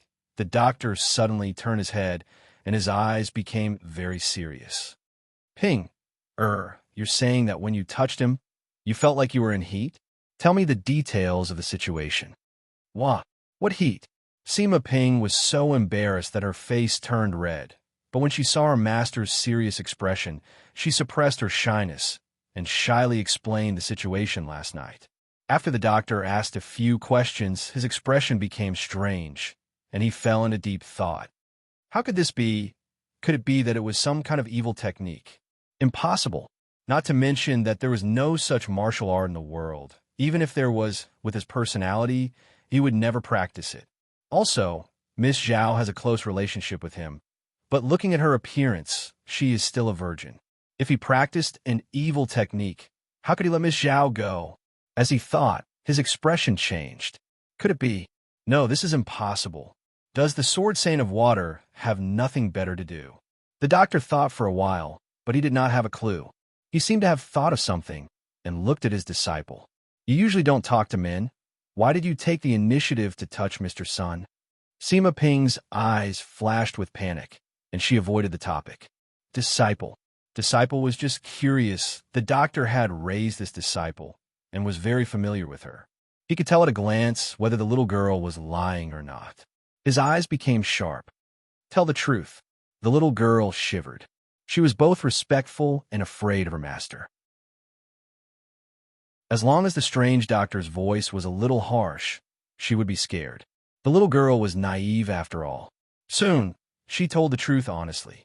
She saw that her master was so respectful to Sun Lang, so she had a bad idea. She wanted to follow Sun Lang's path. She deliberately flattered him, coaxed and pestered him, and finally asked him to speak for her and her master to teach her the godly knife technique. The doctor stared at his disciple, and the anger in his heart grew. Previously, Sun Lang's sudden appearance caused him to panic, and at this time, his disciple jumped out to cause trouble. It was really troublesome. This childish little girl, all day long, she wanted to learn the godly knife technique. She did not know what the godly knife technique was and what it meant. Fine. Today he would kill her thoughts and let her know what was the height of heaven and earth. He said coldly, "You want to learn the godly knife technique so much? Okay, now I'll go down the mountain to practice medicine. Once you complete the quota I gave you, I will teach you when I come back." Sima Ping was feeling uneasy, thinking that she would definitely be scolded and even beaten this time. Hearing her master say this, she thought that she was dreaming. She blinked her eyes, and after confirming that she didn't hear wrongly, she almost jumped up in joy. "Really? No problem. Master, just tell me, do you want me to go down the mountain to save people?" How many people do you want me to save? The doctor was expressionless and said coldly, 100. Sima Ping agreed without hesitation. Cure 100 people? No problem. Disciple will now pack up and go to Mingzhou City. Wrong. The doctor's mouth revealed a sunran sneer. I don't want you to cure 100 people. I want you to kill 100 people. Chapter 173. I don't want you to cure 100 people. I want you to cure 100 people to death. The strange doctor's cold voice echoed in the room. It was like ice from hell, freezing the smile on Sima Ping's face. The girl thought she was hallucinating and carefully repeated, Master, what did you say? The strange doctor looked at his disciple's eyes, and his expression was unprecedentedly serious. I said, if you go down the mountain and cure 100 people to death, I'll teach you the divine knife technique when you come back. Sima Ping was shocked. Master, what are you talking about? We are doctors. How can we kill people? What a joke. A doctor who has never killed anyone. Is he a doctor? The strange doctor said indifferently. What do you think a doctor is? Roaming among the neighbors, possessing an excellent reputation, widely loved and respected by the neighbors, well known in the 3 villages and 5 miles, and even a miraculous hand that could bring people back to life, curing all kinds of difficult diseases, and even becoming famous all over the world, becoming a national master of medicine. Is there any disease in the world that you can't cure? His eyes suddenly became cold and stern. Do you think you're a doctor? Every few days, he would go down the mountain for a stroll around the village. Annie Zhang had a fever, Grandpa Li had a cough, and Little Wang had broken his arm. Yet, he casually wrote a prescription for them, grabbed some medicine for them, and cured them without charging any consultation fees or medicinal herbs. Hearing them thank him profusely, he felt a sense of accomplishment. Do you think that you can be considered a doctor just because of this? If you haven't cured anyone to death, what kind of doctor are you? Go down a mountain and kill people for me. After you cure 100 people to death, come back. If you still want to learn, I'll teach you the divine knife technique. The strange doctor said coldly, I'll allow you to bring enough money. You don't have to charge for the medicine. You don't have to charge for the treatment. You continue to hold onto your so-called heart of a doctor, relieving the patients of their pain, restoring their health, and starting a new life, just like what you've always dreamed of. Everyone you meet, no matter rich or poor, no matter how sick or sick they are, as long as they need your help, as long as you want to help them, then treat them with all your heart. Try your best to help them recover their health and get rid of their pain. I want you to do your best, use the best medicinal herbs, and use everything you've learned in your life to help everyone who is plagued by illness escape from the abyss of suffering. He looked at his only disciple, and a trace of pity and unwillingness flashed in his eyes, but it was immediately replaced by a stone-like gaze. He slowly said, Then you will eventually kill the patient, and you will be powerless in the end. You will eventually meet a patient that you cannot save. You will see the dying person moaning helplessly in bed, feel the vitality flowing out of his body, listen to his pain and fear, and feel the fragility and despair of life. You will use all the methods, use all your medical skills, everything you've learned in your life, and give it your all, but you will still be unable to save his life. You will see his face gradually turn gray. You will hear the desperate cries of his family members, and you will feel the sadness of losing his life. You will receive the family members' sorrowful gratitude, or the irrational roars and violence. These are all things that every qualified doctor should experience.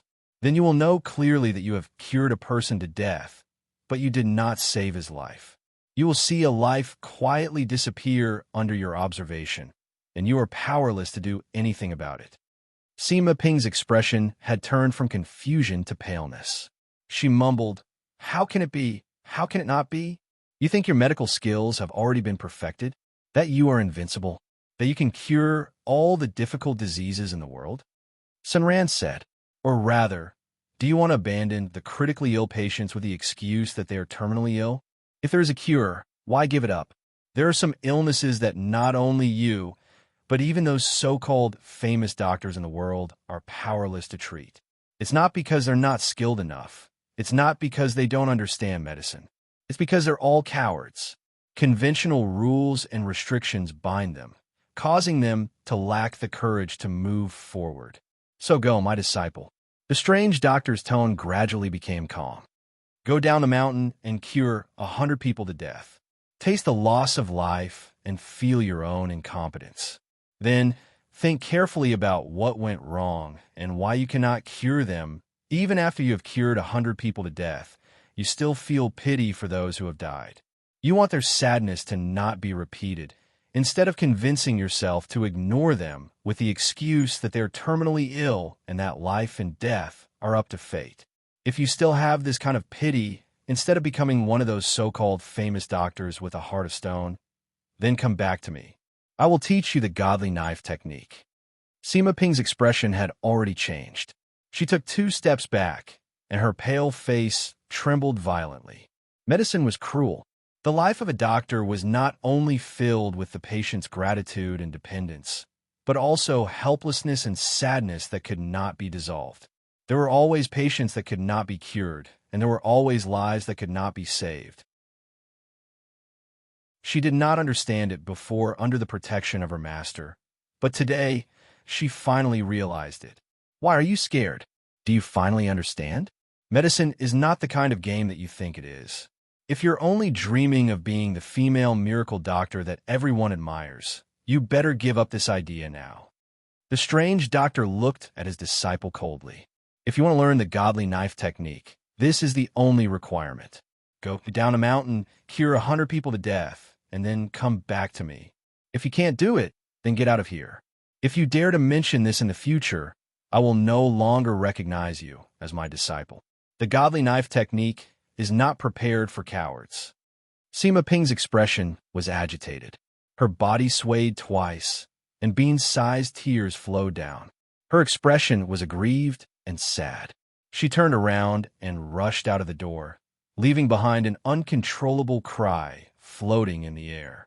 The eccentric doctor watched his disciple leave. After a while, he sighed softly. Retreat in the face of difficulties. Little girl, be a coward, be a smart person. Don't try to treat illnesses that can't be cured. Don't try to save patients that can't be saved. Be a doctor that follows the rules. Only then can your life be peaceful and happy. This path is too cruel for you. Sun Lang was slowly going down the mountain, looking at the scenery along the way. Suddenly, his expression changed, and a hesitant expression appeared on his face. Then, he rolled his eyes. Forget it. Let's go and have a look for the sake of the essential balm. He turned around and walked in another direction. The paladin used his body movement, and his speed was extremely fast. Soon, he arrived under a hidden mountain rock. There was an uncontrollable cry coming from there. Sun Lang looked over, and sure enough, it was the flat-chested Miss Sima Ping. So, this person is afraid of the wrong name.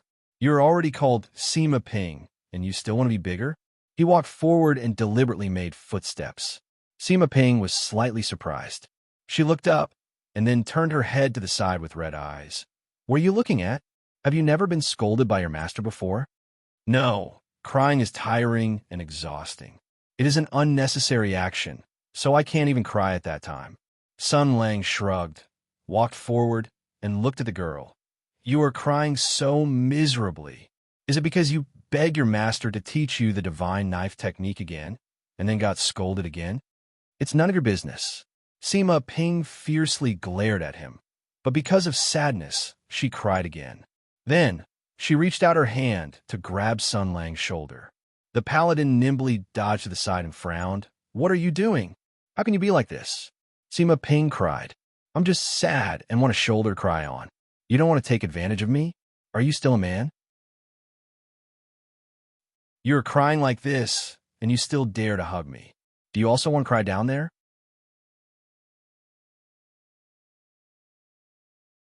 Chapter 174.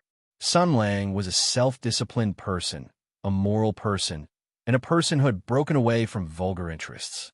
He was probably the person who understood the phrase, men and women should not touch each other, the most in the world. Therefore, even though he couldn't ignore the crying girl, He couldn't hug her either, because you're crying like this and you still dare to hug me. Do you want to cry down there too? Sun Lang shook his head and sighed. He looked around and found a tree stump not far away. The ranger's eyes lit up. He walked to the tree stump and kicked it. Half of the tree stump exploded and jumped into the air. He caught it in his hands. Sun Lang, who had successfully destroyed the greenery, held the tree stump and handed it to Sima Ping. Lu Tai's pillow. Hug it and cry. Sima Ping did not know whether to laugh or cry. She hugged the tree stump and asked, "Who is Lu Tai?" "He's a good man who uprooted a weeping willow. He's a monk who broke his vows." Sun Lang raised a finger. "Haven't you heard of him? He didn't practice good deeds in his life. He only liked to kill and burn. Suddenly, he broke the golden rope and broke the jade lock here. Hey, the tide on the Chiantang River came. Today I know who I am." The little girl was not educated. She was sad and did not hear clearly. She asked weakly, "What does that mean?" Sun Lang thought for a moment and nodded. "The general meaning is that although I have bad karma, tattoos, love to find trouble, drink and eat meat, rob houses, kill and burn, gather people to rebel, and destroy greenery, I know that I'm a good boy." "You talk so strangely." Sima Ping smiled through her tears. She wiped her tears, but then she remembered something sad and sighed. "But you're just like my master. You always like to say things that I don't understand. I'm just a child." It's precisely because he knows that you're a child that your master refuses to teach you the godly knife technique. "You little girl, look. Sun Lang said earnestly, "Come on, I'm in a good mood today. Let's talk about life. What did your master say to you?" With a sobbing tone and sniffling, Sima Ping finally managed to roughly repeat what her master had said to her. She then wiped her tears and said, "Tell me, is master bullying me? I haven't even practiced medicine yet, and you're already saying that I'll definitely kill someone. Aren't you talking nonsense?" Sun Lang snorted. "If you went down the mountain to practice medicine, from the beginning to the end, not a single person died, and all of them were cured. Then, why did you learn your master's divine knife technique?" "I want to learn it because I can't cure it." Sima Ping pouted and said, "Master is so unreasonable. Why do you want to kill 100 people before teaching me? If you teach me now, those 100 people won't have to die, right?" Sun Lang shook his head and laughed. "What do you think the godly knife technique is?" "What else can it be?" Sima Ping asked curiously. "Isn't it a medical skill to cure illnesses and save people?" "It is, and it isn't." Sun Lang smiled playfully. "Although your master didn't clearly tell me what his so-called godly knife technique is, I can still guess a few things. Little girl, if you think that the so-called godly knife technique is a kind of advanced and complete medical skill, then you're gravely mistaken." Sima Ping was even more curious. "What exactly is the godly knife technique? Could it be that it's a very powerful martial art that has medical effects? Do you think this is the Sunflower Treasure Book?" Sun Lang rolled his eyes. "Not only can it cultivate martial arts, but it can also provide some kind of medical service. What exactly is the godly knife technique? Forget it if I tell you now. It will only do more harm than good. Not only will it be useless, it will also disturb your mind." Sun Lang shook his head and said, "If you want to learn, then do as your master wants. When the time comes, he will naturally show you what the godly knife technique is. If you don't want to learn, then there's no need to know what it is. You won't be able to sleep well at night." Sima Ping blinked her eyes and nodded her head, not understanding. Then she reacted and said, "Isn't it the same as not saying anything?" Sun Lang dug his nose and snorted. "I'm here to discuss life, not to reveal spoilers. Even if it's a discussion about life, you didn't say anything useful." Sima Ping shouted. "At least come and comfort me. At least talk about some reason. At least express some beautiful wishes. At least strengthen my confidence." Okay, little brats are troublesome." Sun Lang walked in front of Sima Ping and squatted down. He stared into the girl's eyes until the girl turned her head away because she was shy. Then he said softly, "Remember, little girl, when you feel sad and lonely, then touch your chest and tell yourself." He glanced at the girl's chest, which was so flat that it could be used for figure skating, and nodded. Tell yourself, you are a boy, and you have to be strong. Go to hell. Sima Ping was furious. Silver light flashed in her hand, and a few silver needles appeared. She stabbed them toward Sun Lang. The paladin jumped up and laughed. Little girl, your master wants you to go down the mountain and kill 100 people to let you personally understand the meaning of the existence of a doctor. You have to choose your own path, and you have to walk it yourself. What's the use of other people's words? The girl was stunned for a moment, and then she smiled. She looked at Sun Lang. Hey, you're very familiar with my master, right? He is a very, very good doctor, right? Sun Lang stopped, and a look of reminiscence flashed in his eyes. After a moment, he nodded and said softly, Your master. His moral standards and moral integrity are extremely low. He is a failure, and you can't be friends with him. Sometimes he is cold-blooded and rational to the extreme and has no human feelings. He is the kind of person who will do whatever he wants to do. He is a martyr, a madman. I don't like him, but the paladin raised his head and looked at Sima Ping. But there is one thing that I have always believed. He is a good doctor, a very, very good doctor. I admire him very much. Is that so? That's good. Although she was a little angry and dissatisfied with Sun Lang's previous words, Sima Ping's expression softened after hearing his final evaluation. The girl was silent for a moment, and a smile bloomed on her face again. Since Master is a very, very good doctor, then, as his disciple, what reason do I have not to inherit his mantle? Sun Lang shook his head and smiled. Have you made up your mind? Maybe, but not now. Anyway, Master did not set a time limit. Sima Ping smiled. Also, she made a face at Sun Lang. You speak as if you are so great. You are really shameless. You firmly believe that Master is a good doctor, but what's the use of that? Wait until the whole world thinks that Master is a good doctor, then he will be a real good doctor. After saying that, the girl skipped away. It seemed that her mood had improved. Sun Lang looked at the girl's back and smiled. If the whole world thinks that your master is a good doctor, then it will have to be at least 50 years later. Also, silly girl, of course it will be useful. If I didn't believe that your master is a good doctor, then he would have been cut into pieces 5 years ago. Chapter 175. After lunch, Miss Zhao began to make arrangements for her departure.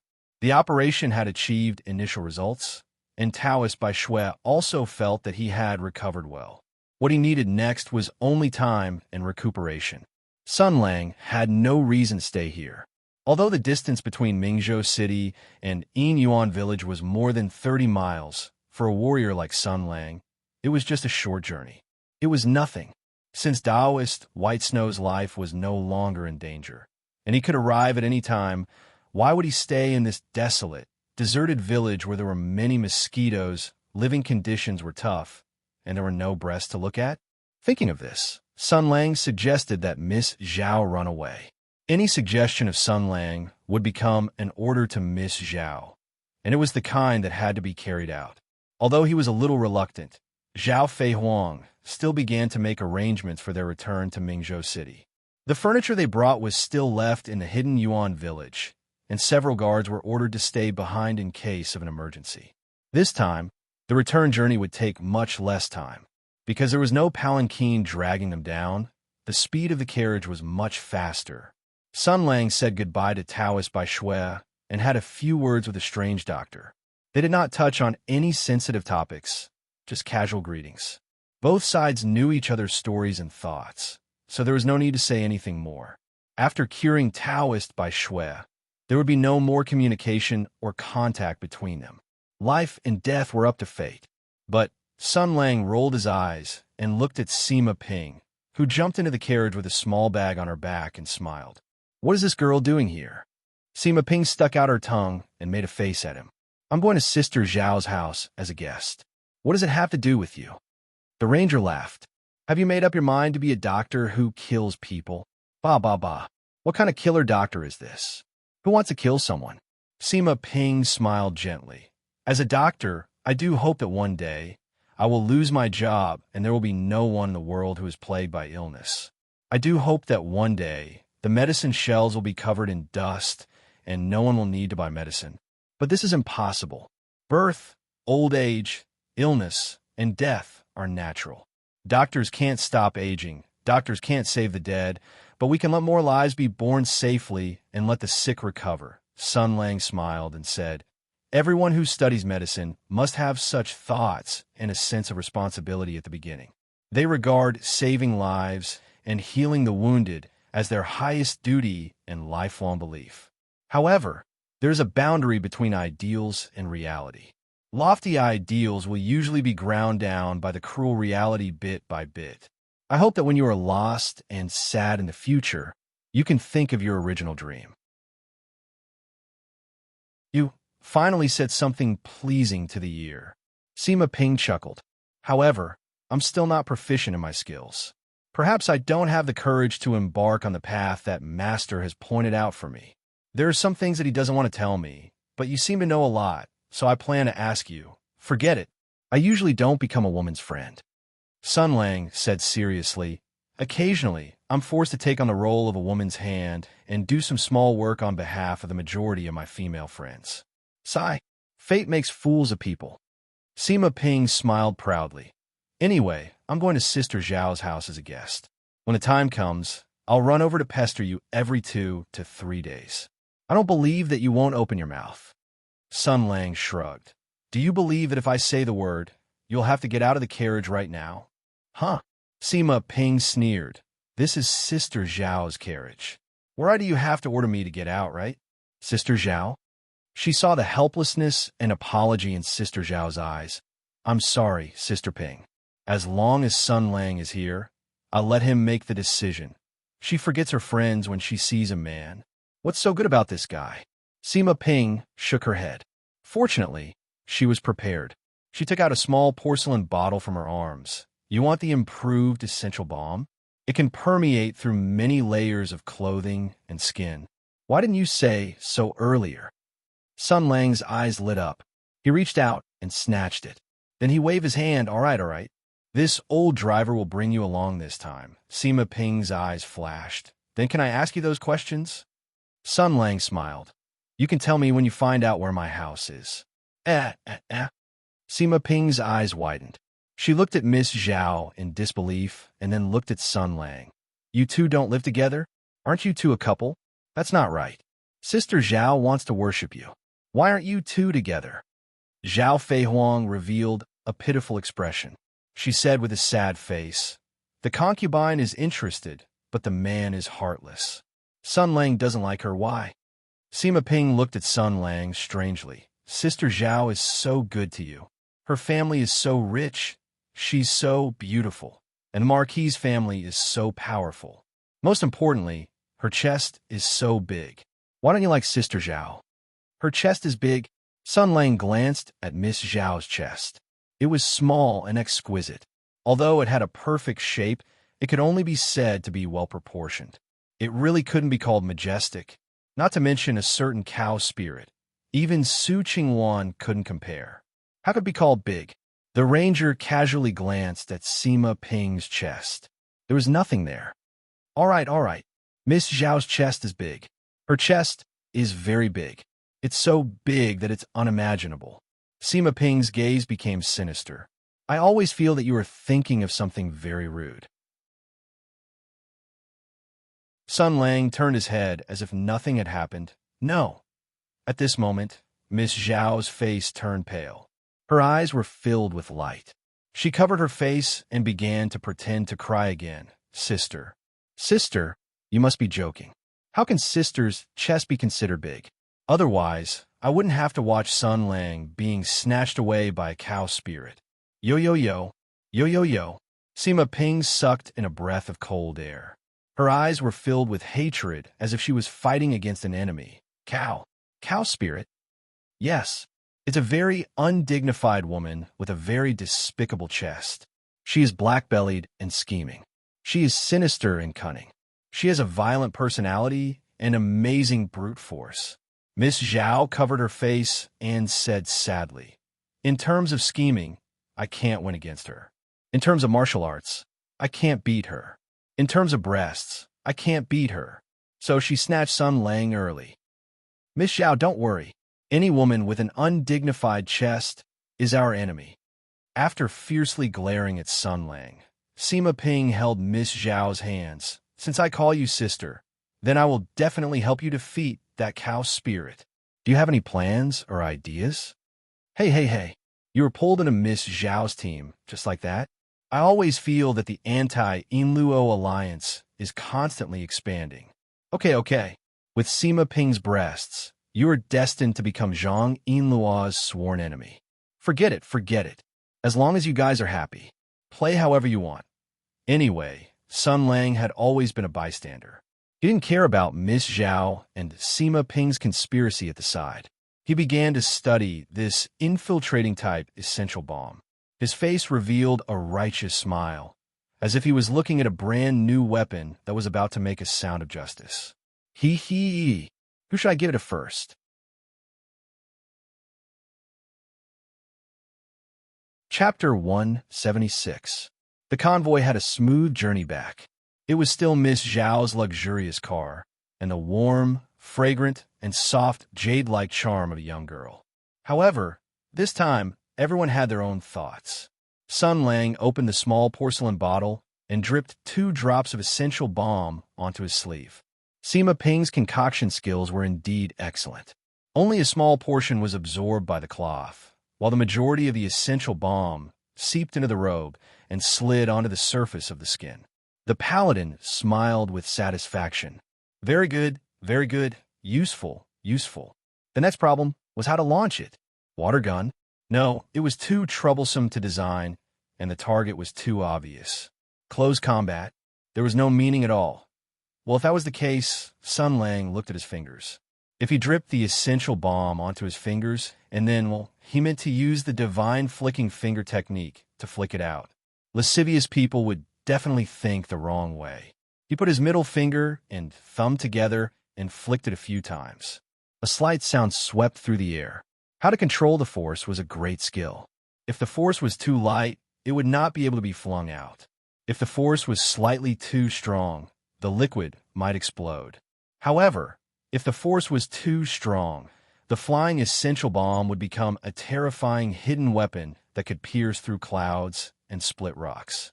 It would directly penetrate the opponent's beep.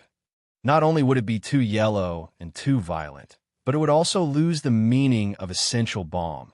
After deciding on the direction of his research, Sun Lang threw himself into the intense and serious work of martial arts research.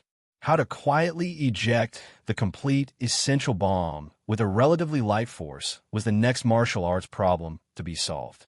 This research not only required a strong martial arts experience, but also required the use of fluid mechanics, classical mechanics, aerodynamics, and many other knowledge. It was an extremely academic research, the kind that was enough to make the erudite and multi-talented Huang Yaoshe unable to show his face. I feel like I can vaguely hear the roar produced by the resonance between the coffin lid and the dimensional wall. Sun Lang kept flicking his fingers with a subtle expression. Forget it. Even if Huang Yaoshe is so angry that he breaks out of the coffin and crosses the dimensional wall to hit me, it doesn't matter. Anyway, he can't beat me. If you have the ability, you can bring your daughter along. Just as Sun Lang was conducting his martial arts research, Miss Zhao and Sima Ping were also whispering to each other. It was obvious that this fledgling medical student had been tricked by Miss Zhao into joining the anti-Yinluo alliance. Furthermore, it was obvious that he would become the backbone and capable general of the flat-chested side. After hearing Miss Zhao accuse Zhang Yinluo of his evil deeds, Sima Ping was filled with righteous indignation. This is too much. We have to teach that woman a lesson and knock down her arrogance. Don't think that you can do whatever you want just because you have a pair of vulgar breasts. What's so good about such a troublesome thing? In her mind, she had already outlined the image of an arrogant, flirtatious, scheming, and shameless devil with a pair of chests. Then, she said seriously, Sister Zhao, do you have any ideas? We have to think of a way to teach that cow spirit a lesson. Do. I have a way. Miss Zhao covered her face with her sleeves, as if she was still feeling helpless and sad about being bullied by Zhang Yinluo.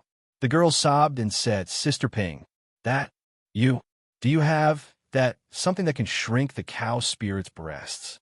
For example, acupuncture or medicine. Sima Ping was stunned for a moment. After a while, she said with a complicated look in her eyes, if I had such a convenient thing, I would have spread it around the world and let all my sisters use it. That's true. Ms. Zhao looked very disappointed and continued to pretend to cry. I knew it. The cow spirit isn't so easy to defeat. Oh. What dangerous things are you two talking about? Sun Lang squinted and said, people should have dreams to realize them, and to work hard. If your breasts are not big, then you should find a way to make them bigger. Never give up. You should improve yourself instead of attacking your competitors. It's meaningless to rely on that kind of method to win the breast championship. He looked at the two girls seriously and said, what you're doing is no different from the perverted glasses scientist who wants to develop a large-scale mind interferometer because he can't find a girlfriend, and the perverted shit-blowing necromancer who wants to develop a powerful feminizing potion that can be dropped in the atmosphere with rain because he can't find a girlfriend.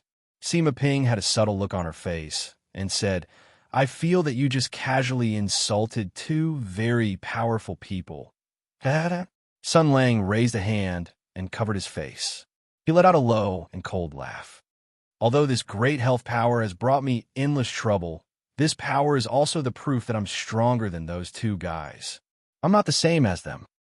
Sima Ping didn't know what kind of expression she should show. She also didn't know what Sun Lang was talking about. Suddenly, noise gradually came from the front. Young Miss Zhao's spirit was roused. She pushed open the window and looked into the distance. She smiled and said, we're almost at Mingzhou City. Inside the west gate of Mingzhou City, several people were strolling around aimlessly. The leader was a young master who lightly fanned himself. His white robes fluttered, and there was a sheathed long sword at his waist. Although it looked ordinary and mediocre, martial artists with sharp spiritual senses could easily detect the faint bloody aura that lingered around the sword. Swords were watered with fresh blood and gained intelligence over time. This was an extremely dangerous sword, and the person who used it was undoubtedly an even more dangerous person. The martial artists on the road either relied on their instincts or spiritual senses to avoid this group of people who were not to be trifled with. And in the eyes of ordinary people, this was just a handsome young master carrying a sword in Jianghu, protected by a group of attendants.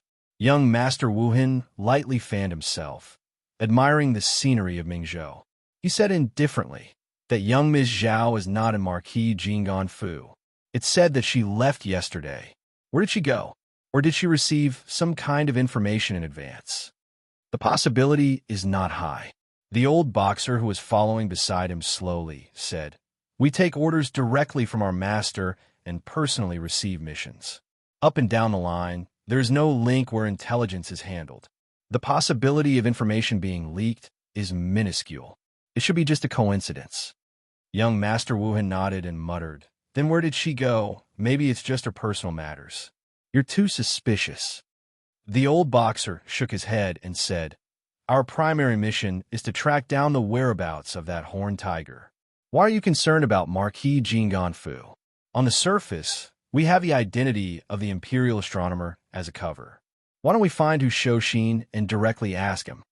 Those old soldiers of the imperial astronomer all have their eyes on top of their heads and are as treacherous as ghosts. Moreover, as martial artists of the imperial army, they have an innate enmity and aversion towards the imperial astronomer. The possibility of wanting to hear the truth from who's Shoshin's mouth is really too low, and it's easy to beat the grass and alert the snake. Young Master Wuhan shook his head and said, but Marquis Jinggan Fu is different.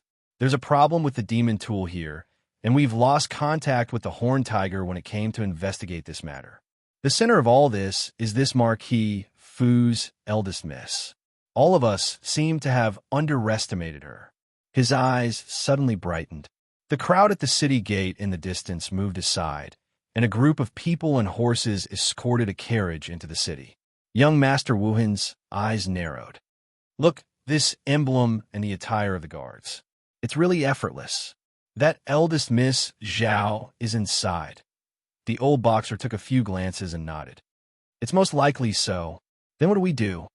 Young Master Wuhan laughed softly. The best way to track down someone is to make her reveal a flaw. The game has begun, Let me first give this eldest miss a greeting gift. His hand pressed down on the hilt of his long sword, and he revealed an elegant smile. The surrounding air instantly became viscous. But at this moment, Sun Lang, who was in the carriage, was dripping essential balm onto his finger. Feeling its viscosity and volume, he analyzed the best angle and strength to strike. After sensing an obscure, murderous aura, the ranger's eyes subconsciously focused, and he instinctively counterattacked. There's a flaw. A drop of essential balm passed through the carriage door and flew out.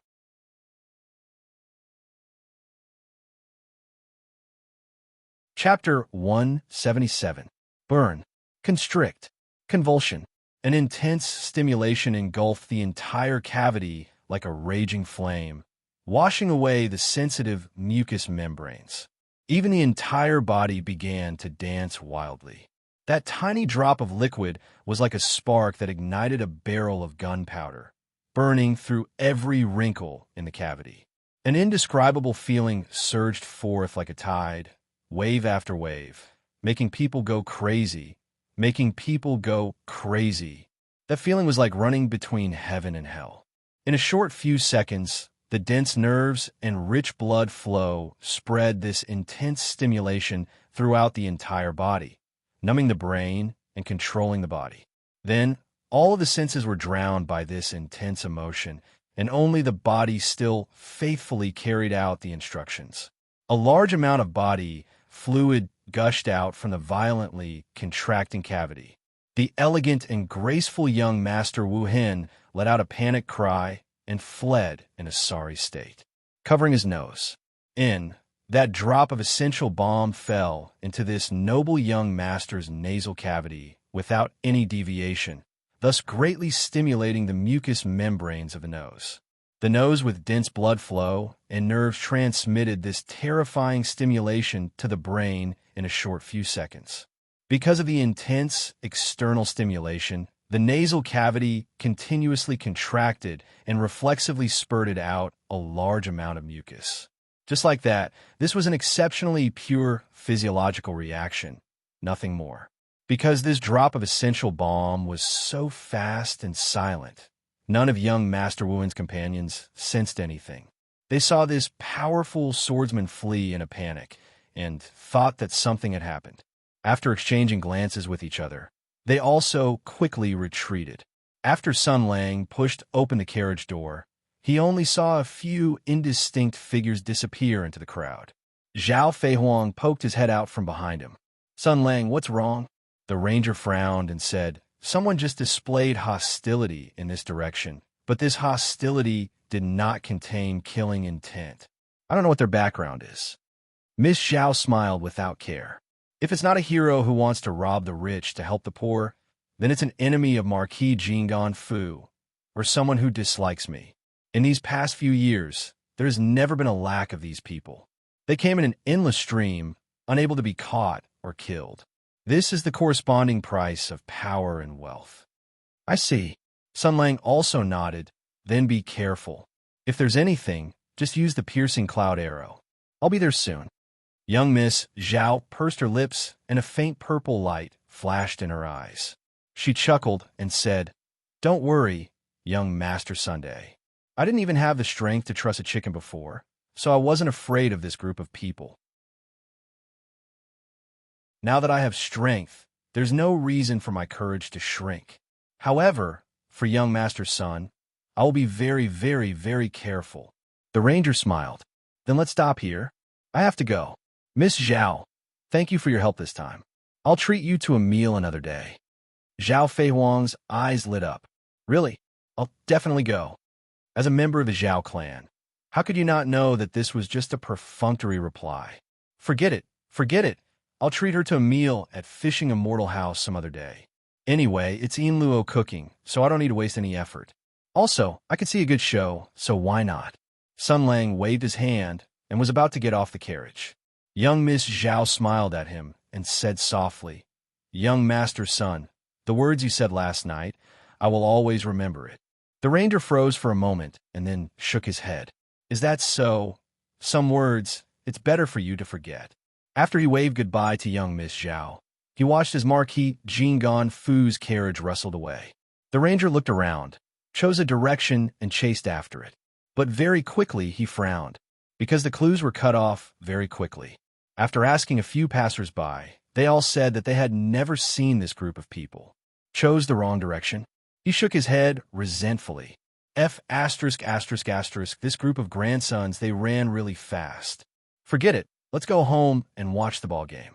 Inside the Seven Treasures fragrant carriage, Sima Ping sized up Zhao Fei Huang, causing young Miss Zhao's face to turn slightly red. "Younger Sister Ping, what's wrong? I just don't understand. What's so good about that Sun Lang that he could actually make someone like older Sister Zhao fall in love with him?" Sima Ping smiled faintly. "I'm starting to become interested in him. How about older sister stop right now, and I'll follow him back to see what his family is like and see what kind of deity that Zhangyin Luo is." Zhao Fei Huang smiled faintly. "All right, I'll have Uncle Li stop the carriage first." You don't care at all?" Sima Ping's eyes widened. Didn't the book say that when a woman becomes interested in a man, it's usually the beginning of her downfall? "Older sister Zhao, aren't you afraid that I'll snatch him from you? You actually don't care at all?" Young Miss Zhao secretly glanced at Sima Ping's chest. "Younger sister, of course older sister isn't worried at all. Your chest is so small, and you can't resist Sun Lang's power. It's weird if he likes you. You better stop fooling around. Sun Lang at most sees you as a brother." However, the tactful young Miss Zhao wouldn't say such hurtful words. She smiled and said, "Because I believe in younger sister Ping, and I also believe in Sun Lang. Younger sister Ping is my good friend. How can I snatch her away? And Sun Lang, don't look at him like that. He's actually very loyal. He won't fall in love with someone else." Sun Lang was so infatuated with big breasts, he definitely wouldn't fall in love with someone else and be interested in someone with a flat chest. Sima Ping clearly snorted at this excuse, but the little girl still smiled and waved her hand at Zhao Fei Huang. All right, although I don't believe that Sun Lang is an infatuated person, older sister Zhao is right about one thing. That Sun Lang isn't anything good. Only you treat him as a treasure. I definitely won't be interested." She stretched her waist. "All right, thank you, older sister Zhao, for sending me off. I'll get off here and walk around Ming Zhou first to see if there are any patients that need help. I'll go to your house at night. Master said to let me go down the mountain to practice medicine. After I kill 100 people, he'll teach me the divine knife technique. Although I'm not mentally prepared, but I'll practice a bit first. Just treat it as treating illnesses and saving people. As a doctor, this is my duty." Young Miss Zhao hesitated for a moment. As Sima Ping's good friend for a few years, she understood this little girl's obsession. Although she didn't know what the strange doctor's divine knife technique was, the strange doctor had served Marquis Jingon Fu for a few years. This person's aura of blood and coldness still left a deep impression on her. Zhao Fei Huang felt a bit of unease rise in her heart. She held Sima Ping's hand and gently said, "Younger sister Ping, don't force yourself." Sima Ping responded with a faint smile. Just like martial artists, older sister Zhao, a doctor's pursuit of medical skills will never have an end. In Master's eyes, I can't be considered a doctor, but I also desire to learn more medical skills. This means that I can save even more people. All the doctors in the world are like this. I won't give up. She smiled as she bid farewell to Zhao Fei Huang. She got off the carriage and walked towards the direction of the busy city. The world was so big, and there were so many living things. Birth, old age, sickness, and death were unavoidable and unavoidable. In front of the laws of heaven, mortals were like ignorant children, stumbling forward. Sometimes they would be tied down by illness and need a doctor's support. This is my mission. She looked around and planned to choose a direction to go to the poorest residential area. But she suddenly saw a white-haired but healthy old grandfather barge into a medical hall. "Doctor, doctor, my family's young master has a rhinitis. Please save his life."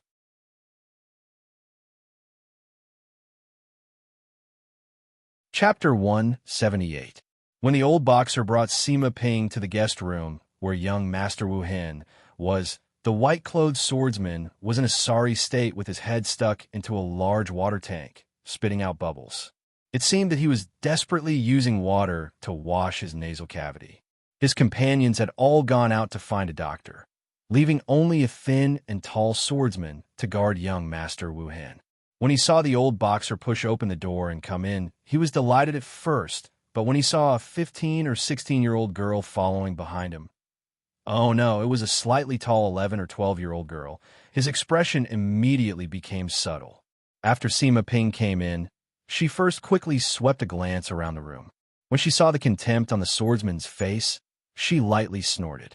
She glanced at young Master Wu Hen, who was lying in the water tank, and casually said, "According to the symptoms described by this old uncle, even if you soak in water for 4 hours, it will be useless." The old boxer met everyone's inquiring eyes and smiled somewhat awkwardly. This little doctor does have some skills. She was actually able to accurately describe the small internal injury this old man suffered 2 days ago when I made a mistake in my practice. After giving me 2 needles, the situation improved a lot. So, let's invite her to take a look. If it doesn't work, we'll replace her. Young Master Wu Hen pulled his head out of the water and said in a muffled voice, "Elder Qi, Wu Hen used to practice medicine.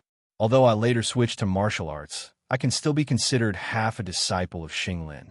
Although a doctor can't treat himself, I still know a thing or two about medicine. With my situation, I'll be fine after resting for half a day. There's no need to trouble a doctor. If you could be cured immediately, why continue to suffer?" Sima Ping snorted and walked over to young Master Wu Hen, minding her own business. She glanced at him a few times and said, "You look quite handsome. Put your hand down and raise your nose. Let me see. Are you unconscious now? Did you feel cold or hot before?" Young Master Wu Hen could be considered a top figure in the Imperial Astronomer. Although he was elegant and cultured, everyone knew that he was a swordsman with unfathomable swordsmanship and lightning-fast moves. At this time, he was actually being ordered around by a young girl who pretended to be mature. It really made people laugh. Even young Master Wu Hen himself was moved when he saw this bright-eyed little girl. He honestly said, "First, I felt incomparably cold, then blazing hot, and finally I lost consciousness. Why did it look like it had been smeared with balm?" Sima Ping was puzzled. What's going on? Did he get something on his hand and then pick his nose? Or was there a flying bug or something else that went in with the wind? A gloomy expression appeared on young Master Wu Hen's face. "I don't know. I didn't know what had happened at that time. My nose suddenly felt cold, and the pain began to spread. Everything happened very quickly, without any warning." Sima Ping curled her lips. "It can't be that someone concocted a highly irritating liquid and flicked it into your nostrils. How is that possible?" Young Master Wu Hen couldn't help but laugh. "Although I'm a good-for-nothing, I still have some swordsmanship. Even the rustling of the wind and the grass within a few feet of me could be sensed by my spiritual sense, and I didn't find any abnormalities. Moreover, my nostrils are facing downwards, so it's possible to accurately flick a drop of liquid into my nostrils from even further away." He shook his head and said, "Then this person's skill in using force and concealed weapons must have reached the pinnacle. Not to mention that there isn't such an expert in the capital. Even if there was, how could such a peerless expert play such a despicable trick with Wu Hen?" "That's true." Sima Ping nodded. "No one would specially concoct such a troublesome thing." She shook her head. "Forget it. Since we can't figure it out, we don't need to worry about it. We just need to cure you. Seeing that you don't lack money for medicine, I'll write a prescription in a while.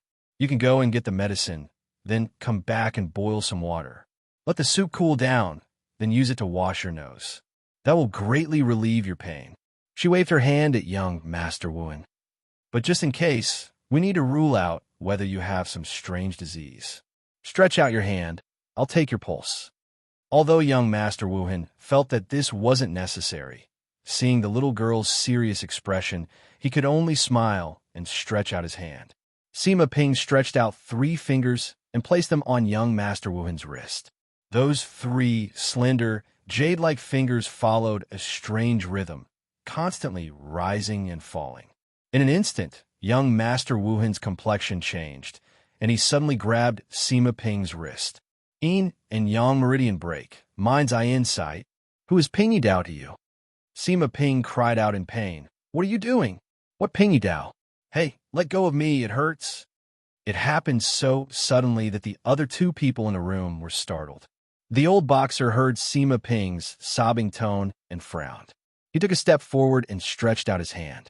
Young Master Wuhan's wrist went numb, and he involuntarily let go of Sima Ping's wrist. The old boxer shielded the little girl behind him. What's going on? This girl dared to come with me alone to treat your illness because of the benevolence of a doctor. In Jianghu, there's a reason for everything. If you have something to say, just say it. Don't be rough. What Pingy Dao? Young Master Wuhan had previously suffered from the pain of the essential balm. He was dizzy and confused, losing his usual calmness. At this time, he was slightly regretting it in his heart. Even if the little girl's pulse diagnosis technique had exposed her sect and involved an extremely secretive, unsolved case, he shouldn't have been so impulsive. He should have taken things slowly. Thinking of this, his face revealed an apologetic smile. Miss, Wuhan has been rude. It's just that. Before he finished speaking, Sima Ping waved her right hand and threw a small porcelain bottle to the roof. It shattered with a bang, and countless white and red powder instantly filled the whole room. Although the 3 people in the room were all brilliant martial artists, none of them were on guard against this little girl. In a moment of carelessness, they were immediately poisoned. Young Master Wuhan and the Saber Man were the most miserable. For a moment, tears and snot flowed down their faces, and they constantly coughed violently and roared angrily. The old boxer was the closest to Sima Ping, so he didn't come into contact with the powder. When he noticed that something was wrong, he subconsciously wanted to turn around and capture the little girl. However, Sima Ping was already prepared. She waved her white hand, and several silver needles broke through the protective energy and pierced into the major acupoints on his back, fixing him in place. Then, the little girl crouched down and broke through the door. Ignoring the screams and curses of the people, she ran along the corridor and directly smashed open the windows of the corridor near the main street. She jumped down from the 2nd floor, rolled a few times on the ground, and then jumped up and ran into the crowd. However, she hadn't run a few steps when a loud bang came from the direction of the inn. The old boxer broke through the window, and his eyes were like lightning, locking onto Sima Ping in an instant. The girl's heart thumped wildly, knowing that she had been discovered by the other party. She secretly complained in her heart. This old man's martial arts were so high that he could force out the silver needles and open the acupoints in such a short time. What should she do? What should she do? She was so flustered that she forgot to look at the road for a moment. After turning a corner, 2 people came in front of her. Sima Ping couldn't avoid them in time and directly bumped into them. So big, so soft, and so bouncy. She felt as if she had bumped into a pile of cotton. A strong rebound hit her, and she was directly shaken back a few steps, sitting on the ground. Who hit me with a ball? She rubbed her butt and subconsciously raised her head. After seeing the person in front of her clearly, she let out a sound that shocked her to the bone. Hiss. Zhang Yinluo looked at the little girl in front of him and rubbed his aching chest. He still said pleasantly, "Little girl, what's wrong? Why are you in such a hurry?"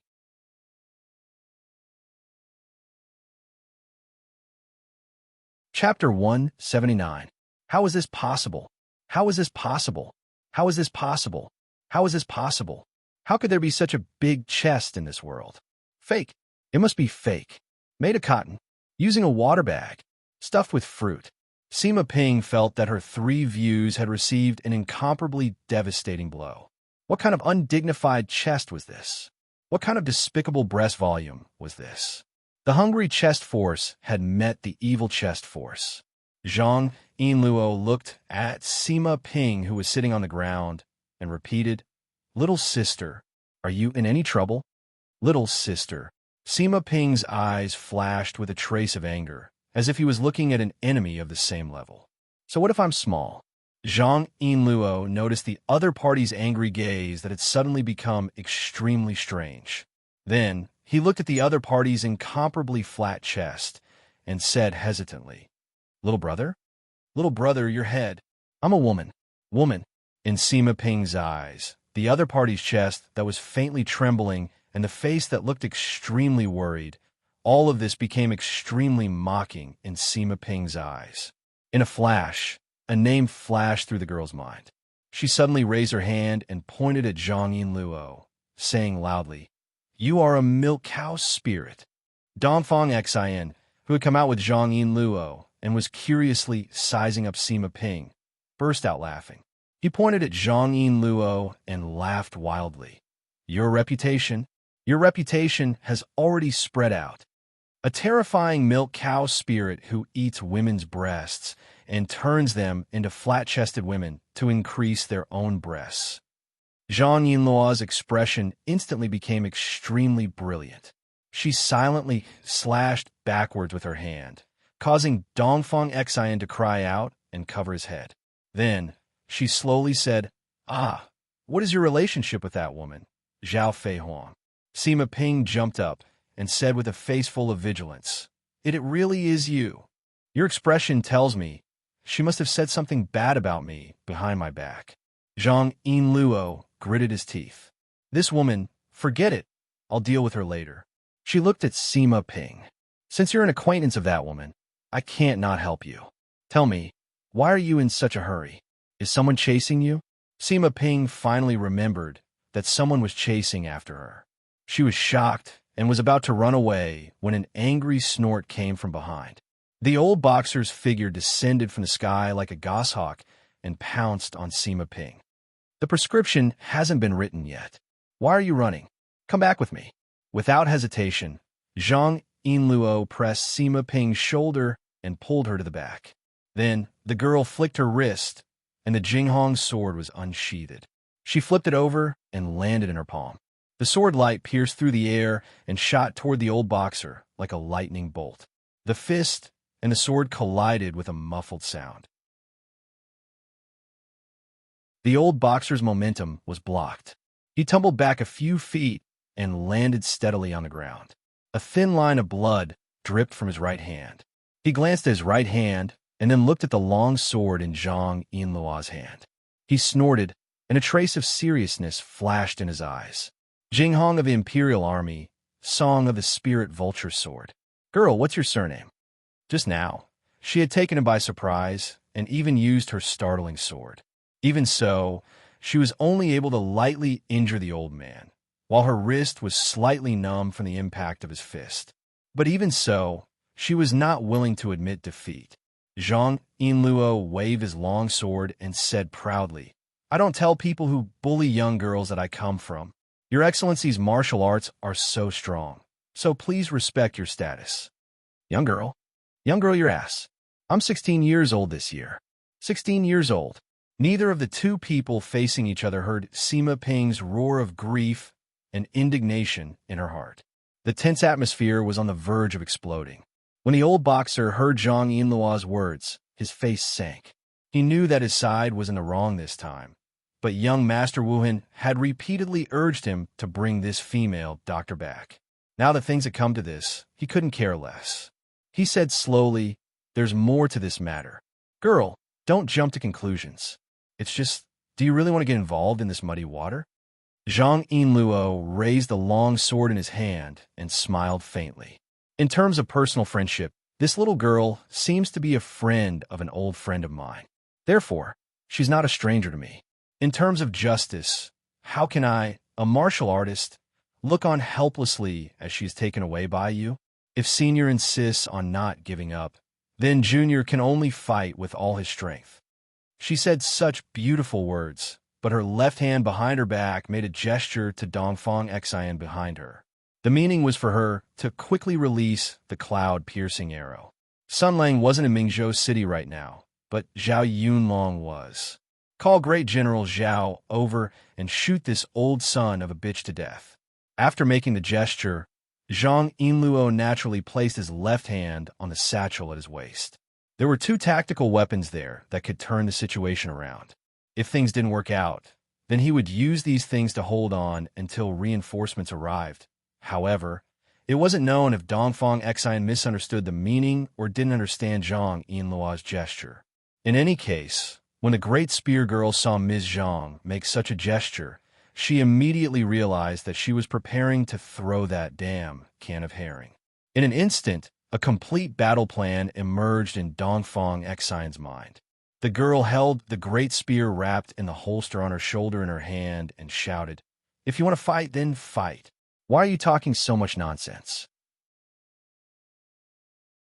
After saying that, she didn't even take off the holster. Just like that, she brandished the spear and rushed forward to stab at the old boxer's face. The old boxer had rich combat experience and had seen a lot of battles. With a cursory glance at Dongfang Xian's posture and speed, he knew that this little girl's kung fu wasn't very good. At least, she was much worse than the girl with the Imperial Army. He was aware of his status and didn't want to bully the weak and fight with the little girl. Just as he was about to show a flaw and kick this ignorant little girl to the side, his expression suddenly changed. This girl's speed and strength were both slightly lacking, but her footwork and posture were already quite good. At first glance, he could tell that she had the demeanor of a famous master. This move was obviously Phoenix Nod. He shouted in shock and reached out to grab the head of the spear covered with cloth. It felt strange. It wasn't a sword-shaped spearhead, nor was it a spindle-shaped spearhead. Instead, it was a cylindrical spearhead, and there seemed to be strange threads carved on the surface. But no matter how strange the spearhead was, the spear style and footwork couldn't be wrong.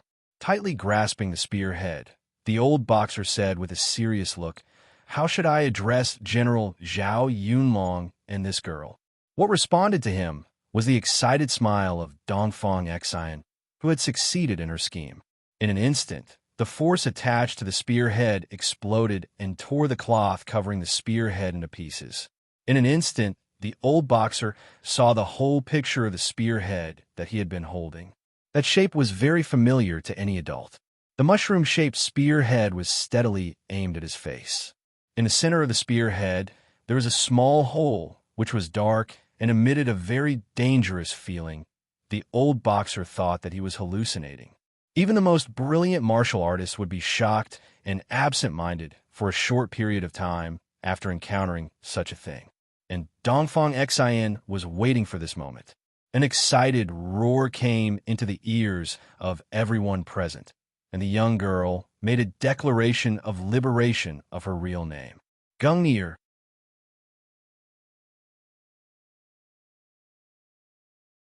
Chapter 180.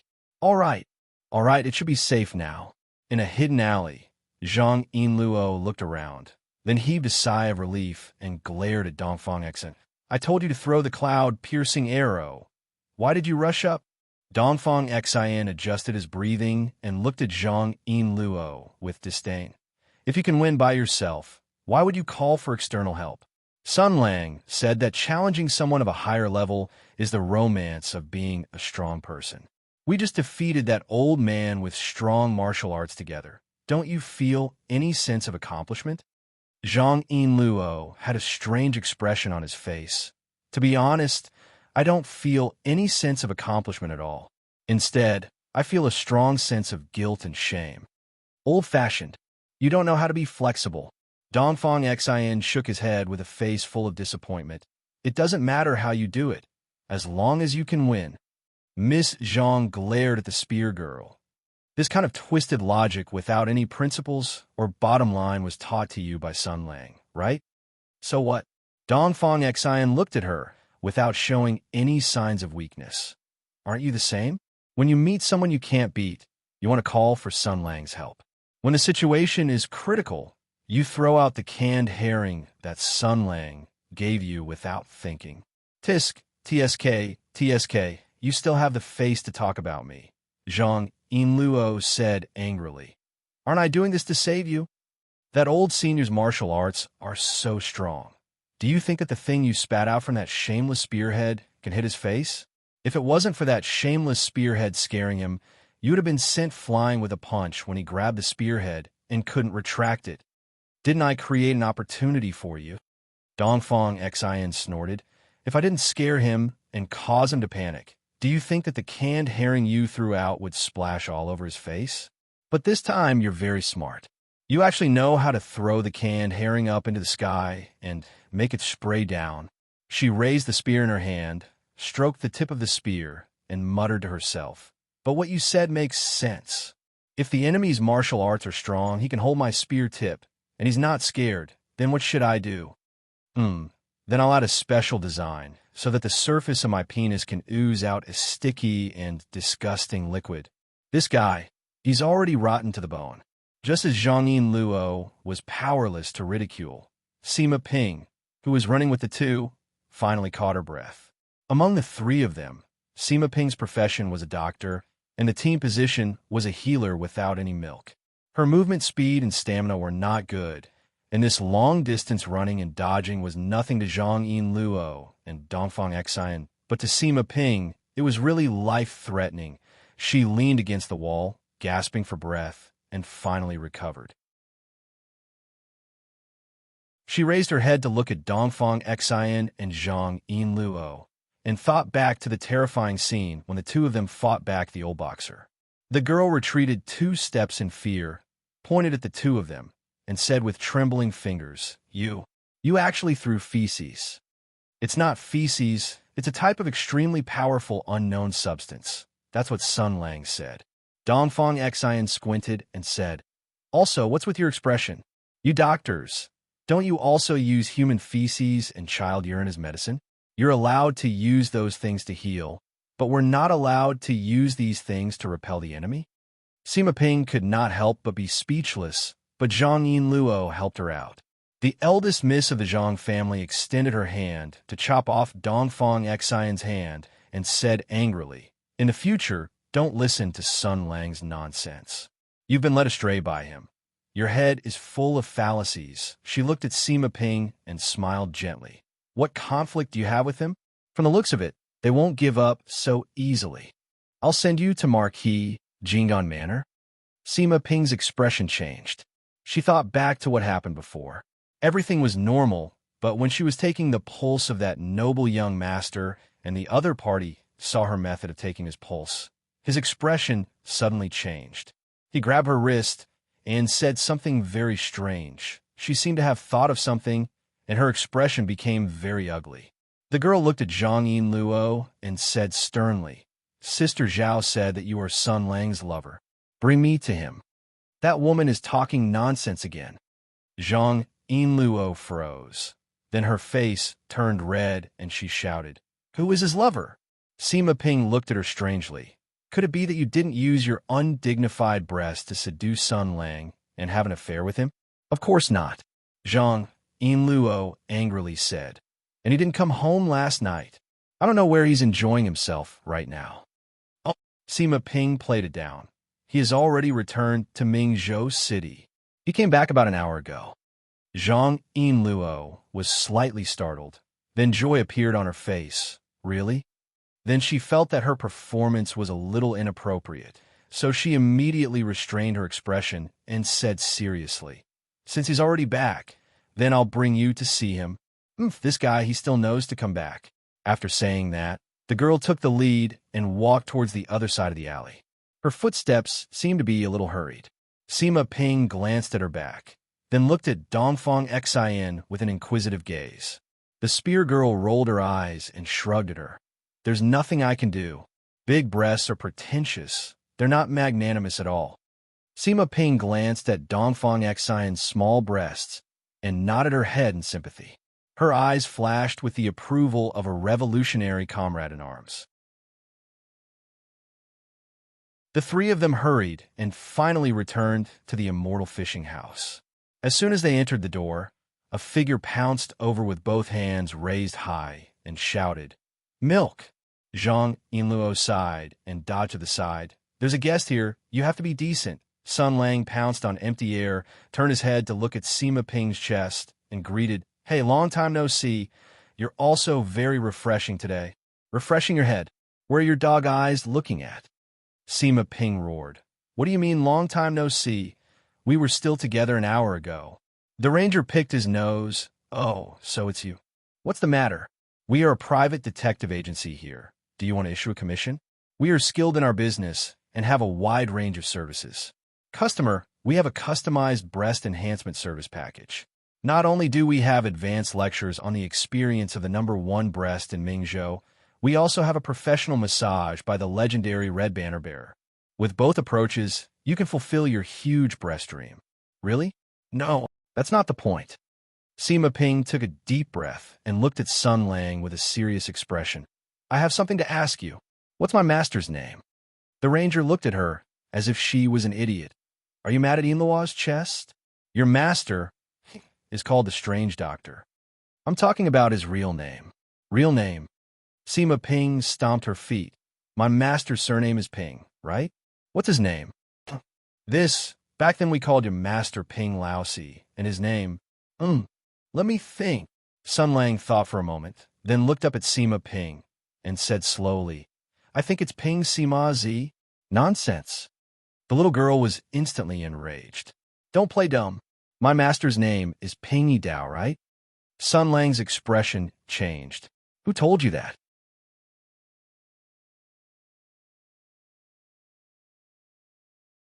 Chapter 181.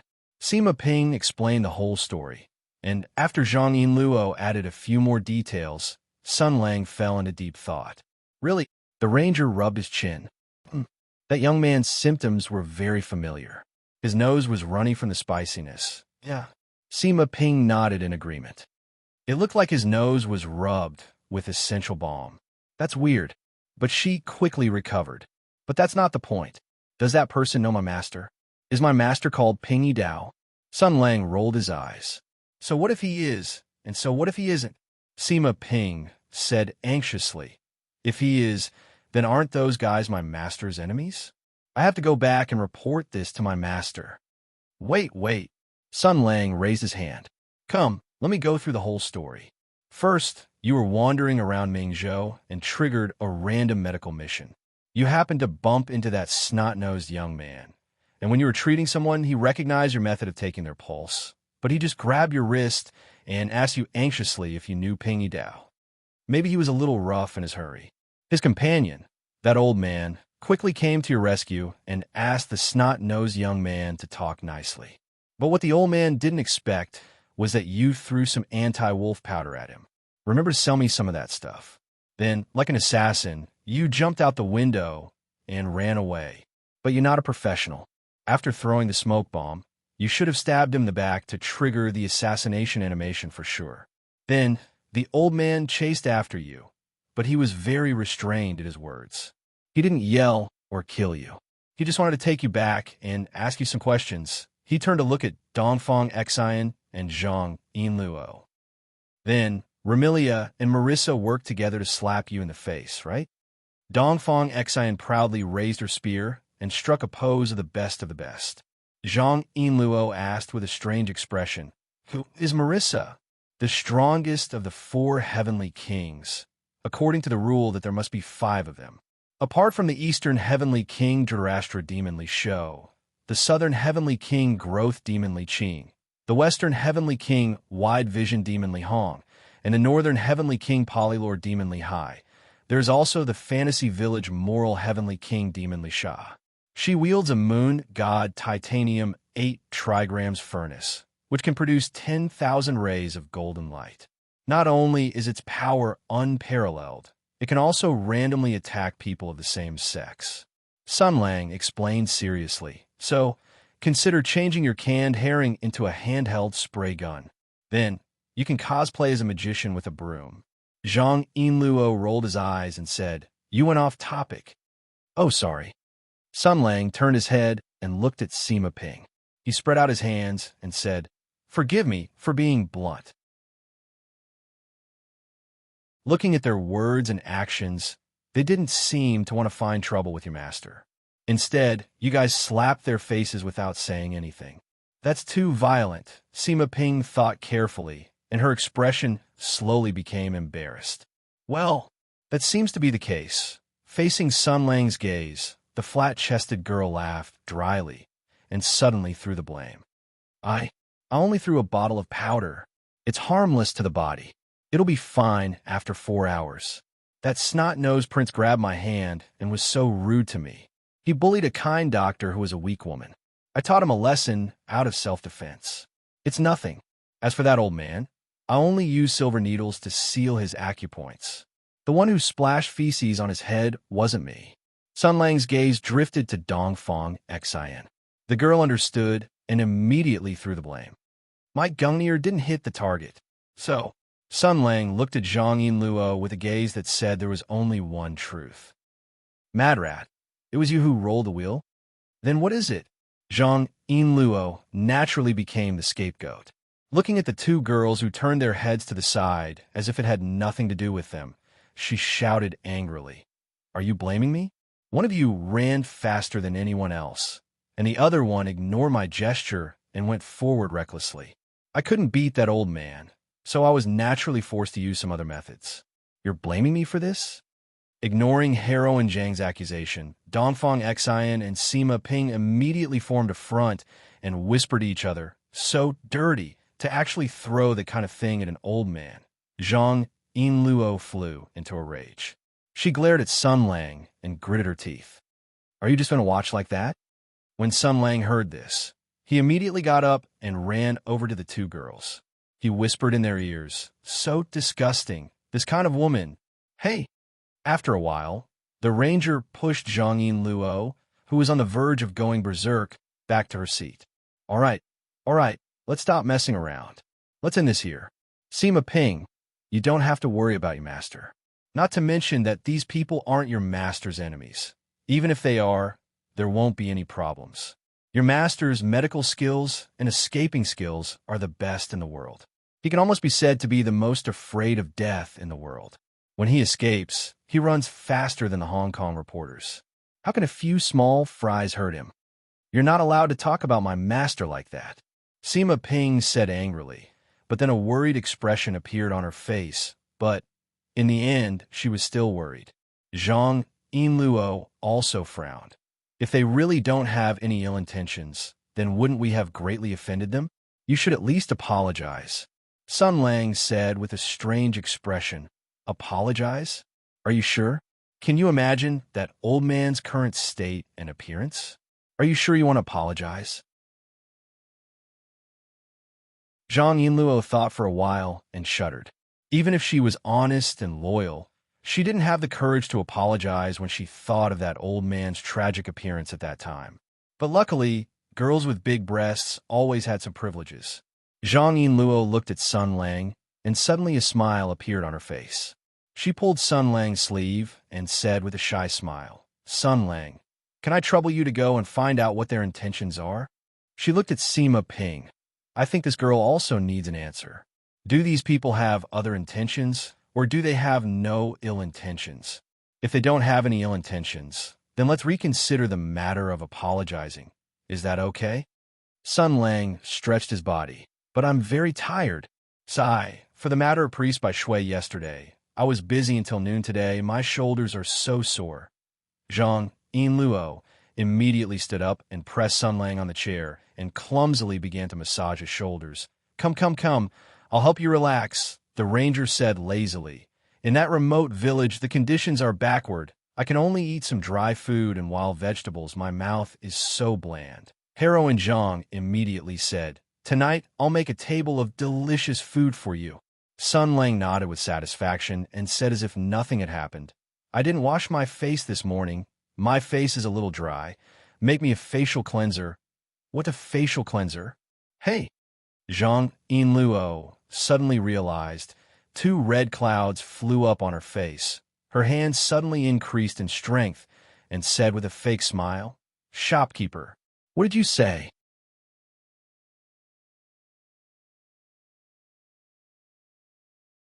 Chapter 182. After a round of chaos, Sun Lang rubbed himself against Zhang Yinluo to replenish enough milk energy. Seeing that Ms. Zhang was already on the verge of going berserk, he decided to stop while he was ahead. All right, I'll go take a look. Sima Ping also stood up. I'll lead the way for you. No need. Sun Lang waved his hand. Just let Yinluo tell me which street it is. You guys made such a big commotion. Just ask around and you'll know. It's hard to tell if that group of people is good or evil, and their purpose is unknown. If you follow them and are discovered by them, wouldn't it be troublesome? Your martial arts are so bad, you'll drag me down instead. Sima Ping snorted. I'm a doctor, not a martial artist. My mission is to study medicine. As for martial arts, I just need to know a little. Sun Lang shrugged his shoulders. TSK, the doctors I know can fight one after another. Not to mention the doctors from our country. Even the foreign field doctor, Miss Ziegler, can fight fiercely. She has a crazy magic wand in her left hand, a flaming gun in her right hand, and a battle armor on her body. The flat-chested girl curled her lips. All right, then I'll wait here. Sun Lang nodded his head. Anyway, there's an empty room at the back. You can stay there. I'll go investigate first, and before I find out the truth, don't run around. All right, since you have nothing to do, you seem to have a lot of experience in concocting medicine. If that's the case, you can communicate with Dongfang Xian. Have you ever considered pouring something else in your ding-ding gun? Or adding some kind of modification? Sun Lang walked to Dongfang Xian's side and whispered a few words into the girl's ear. From the girl's eyes that suddenly shone with a bright light, he must have said something extraordinary without saying a word. Dongfang Xian grabbed Sima Ping's hand and pulled her towards the backyard. Come. Do you have a way to concoct a very sticky, colorless, and transparent thing? What kind of nonsense did you teach her again? Looking at the backs of the two girls leaving, Zhang Yinluo walked to Sun Lang's side and said, Dongfang Xian is becoming more and more like you. Whether it's the way she speaks or the way she does things, she's really misleading people. Sun Lang laughed out loud. If it was according to Chao Patao's education method, Dongfang Xian would have long been taught to be a blockhead. I am the flower that saved the motherland. That's right. Anyway, no matter how you teach Dongfang Xian, General Zhao won't have any objections. Zhang Yinluo himself didn't notice that his tone had suddenly become sour. Your relationship with General Zhao is really good. You can even casually discipline girls for him. Sun Lang's expression changed, and he looked at Zhang Yinluo with a half-smile. Jealous? Jealous your head. The girl's face turned red, and she glared at him. Remember to be careful. That old senior's fist and palm skills are very good. I reckon that their companions won't be too bad either. You can't be careless. Sun Lang played dumb and said, I'm just going to investigate. They don't know me. What kind of danger would there be? Miss Zhang spat at him. Bah, you think I can't see it? You coaxed that Miss Sima, saying that bringing her along will drag you down. Your martial arts are so good, and you have so many methods. Why would you be worried about this? I'm afraid that there's something else going on. You want to hide it from Miss Sima and secretly do something. The ranger was stunned for a moment. Then he smiled and said, Yinluo, you really understand me more and more. Zhang Yinluo snorted. If I don't learn to be more shrewd when hanging out with a scheming and dishonest guy like you, I don't know when I'll be swallowed whole by you. Sun Lang's face showed a sneaky smile again. He stared at Zhang Yinluo's chest and shook his head. How could I, Yinluo, swallow you whole? It's such a waste.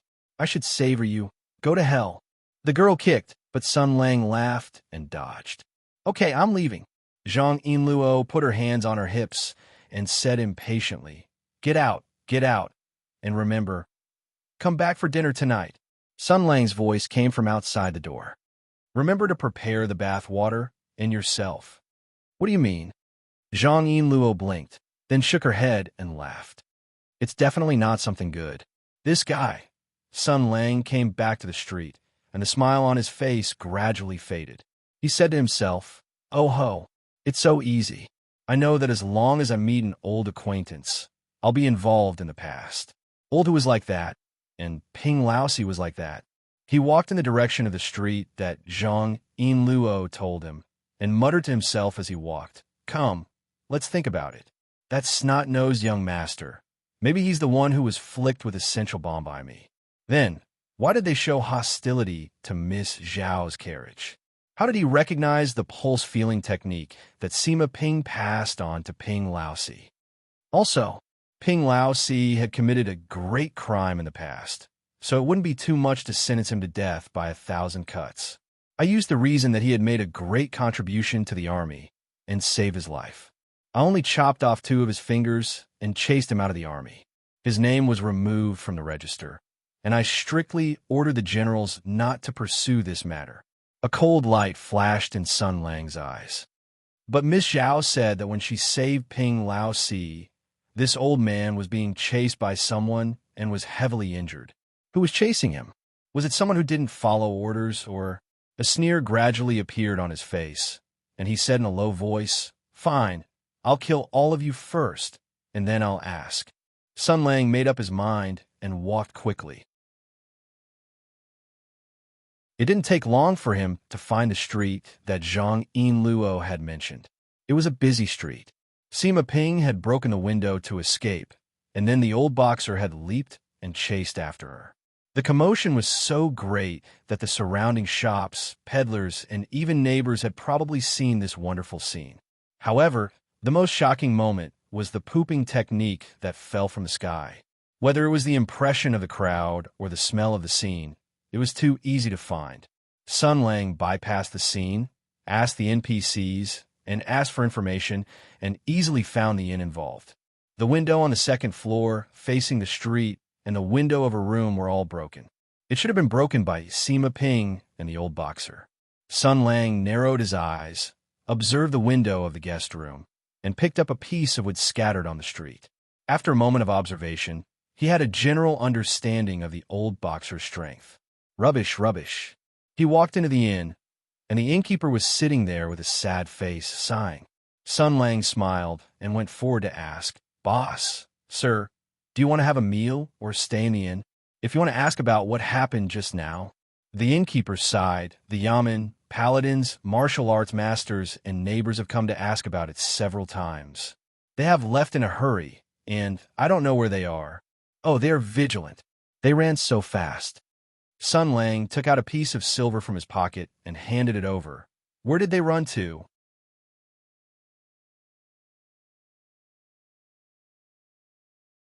Chapter 183. "Oh, you're quite vigilant. They ran so fast." Sun Lang took out a piece of silver from his pocket and handed it over. "What did they run to?" After receiving a considerable tip, the tavern owner whispered, "I don't know either." "All right, I'm just kidding." If the owner dared to say that in Heroes and Invincible, this tavern would be scolded to pieces by a group of holy dragons. But in reality, if the owner dared to say that, he would definitely face an even more terrifying and desperate situation. The tavern owner hesitated for a moment, but in the end, he didn't accept the silver. He said slowly, "They're all people of the pugilistic world. They're strong and powerful. How would I dare to provoke them? They don't need to report to a nobody like me where they are going. However, the targets are easy to remember. One of them is an immortal-like noble young master in a fluttering white robe, and the other is a tall and skinny man. The 2 of them seem to have been sprinkled with something like chili powder. The young master asked for some vinegar and water from the store and washed himself carelessly before leaving in a hurry." Sun Lang's nose twitched, and he sniffed the air in the shop. There's no smell of feces, so it's just the 2 of them. There's no old man covered in a mysterious white, turbid substance and emitting a fishy stench coming to their rescue. Earlier, there was indeed an old man who was traveling with them. The innkeeper looked at Sun Lang with a horrified expression. "But, guest, why would you say that? What did that old man encounter to be covered in that kind of substance?" "Hey, you're so dirty." Sun Lang showed a disgusted expression. "You're actually imagining things like that. Even I have never heard of a soul demon taboo being in a BL book.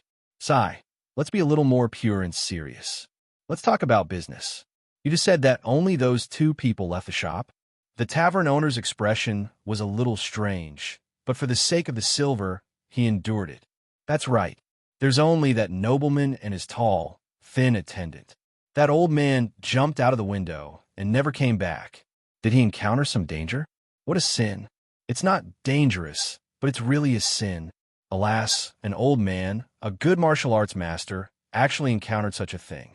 This person's fate is really unpredictable.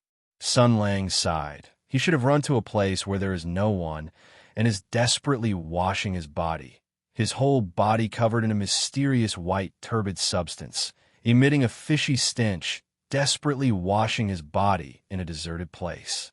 This plot is like the erotic picture I saw last night. But that's an old man. The shopkeeper thought about Sun Lang's description, and his gaze became more and more horrified. He looked at Sun Lang and sucked in a breath of cold air. Guest, did you do something to him? Sun Lang sighed. How can you be so filthy? It's just that my lucky mascot pulled a big prank on him. What do you mean? Mascot? Played a big joke? The image of a terrifyingly huge beast opening its bloody mouth and swinging the old man around appeared in the innkeeper's mind. What a disrespectful look. The ranger waved his hand. Okay, let's not talk about this. Tell me about the situation of that nobleman and his group. When did they start to live in your store? How many people are there in total?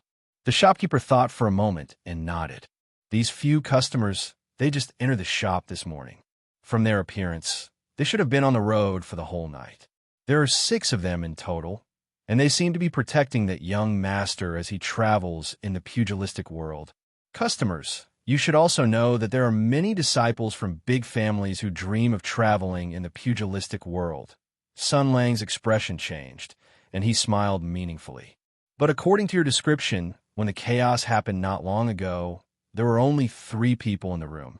Among them, the old man jumped out of the window to chase someone, and then the nobleman and his attendant hurriedly left. What about the remaining 3 people? I don't know. The tavern owner shook his head. Today, those noblemen said they wanted to go out for a walk. About 2 hours ago, the thin and tall attendant came back with the help of that nobleman. That nobleman looked very embarrassed. He was covering his nose, and snot was flowing. He was almost unable to speak, as if he had a very serious rhinitis. Not long after, that old man brought a little girl back. Sun Lang nodded, and then said to himself, Sima Ping is a doctor. She also said that it was that old man who asked her to treat his illness. It seems that after that nobleman had a rhinitis, except for the thin and tall attendant, all of them went to find a doctor. So, when the accident happened, they were not here. Thinking of this, he raised his head and asked, the remaining 3 attendants, have they come back? The tavern owner shook his head. Not yet, Sun Lang frowned. They haven't come back after 2 hours? Then, before that nobleman left, did he ask you to do anything? The tavern owner hesitated. The ranger knew that something was wrong. He smiled and said, Boss, to tell you the truth, the little girl who came with that old man to treat that nobleman is my little sister. Think about it, a little girl who is about the same age as your daughter, a compassionate little girl who has studied medicine since she was young. When she heard that old man say that his nobleman had a very serious rhinitis, she immediately followed him to treat his illness. Isn't she afraid? Isn't she worried? But she still came because she is a doctor. She can't let go of the patient. Anger appeared on his face. Then she followed that old man upstairs. You don't know what happened upstairs, but you saw it. My little sister jumped out of the window to escape, and then that old man chased after her. Think about it with your extremely divergent imagination. What exactly happened? He is simply a beast. That snot-nosed nobleman actually had the heart to lay his hands on such a flat chest. He is simply a beast. No, he is even worse than a beast. The tavern owner was shocked. There's actually such a thing? Sun Lang slapped his thigh. Isn't that so? Brother, I have the intention to report this to the authorities, but I have no evidence. Moreover, that nobleman seems to have an extraordinary temperament. Maybe his family has power and influence. I am just a commoner with a humble background. My martial arts is average, and I have no power or influence. I also don't know any high-ranking officials and have no backing. If I only report this to the authorities, how can I do anything to him? The tavern owner nodded his head sadly. Indeed, brother, this world, that is why I ask elder brother to help me. Sun Lang's expression and tone were sincere. He took out an ingot of gold from his pocket and put it on the table. He pushed it over. After this matter, there will be another reward. Boss, what do you think? Although this customer in front of him was full of nonsense from the beginning to the end, but the tavern owner nonchalantly put his hand on the ingot of gold and slowly put it into his sleeve. Then he whispered, "That nobleman gave me a big ingot of silver before leaving. He then told me that they're going out to lie low for a while. Later, they will come back to collect their luggage and horses."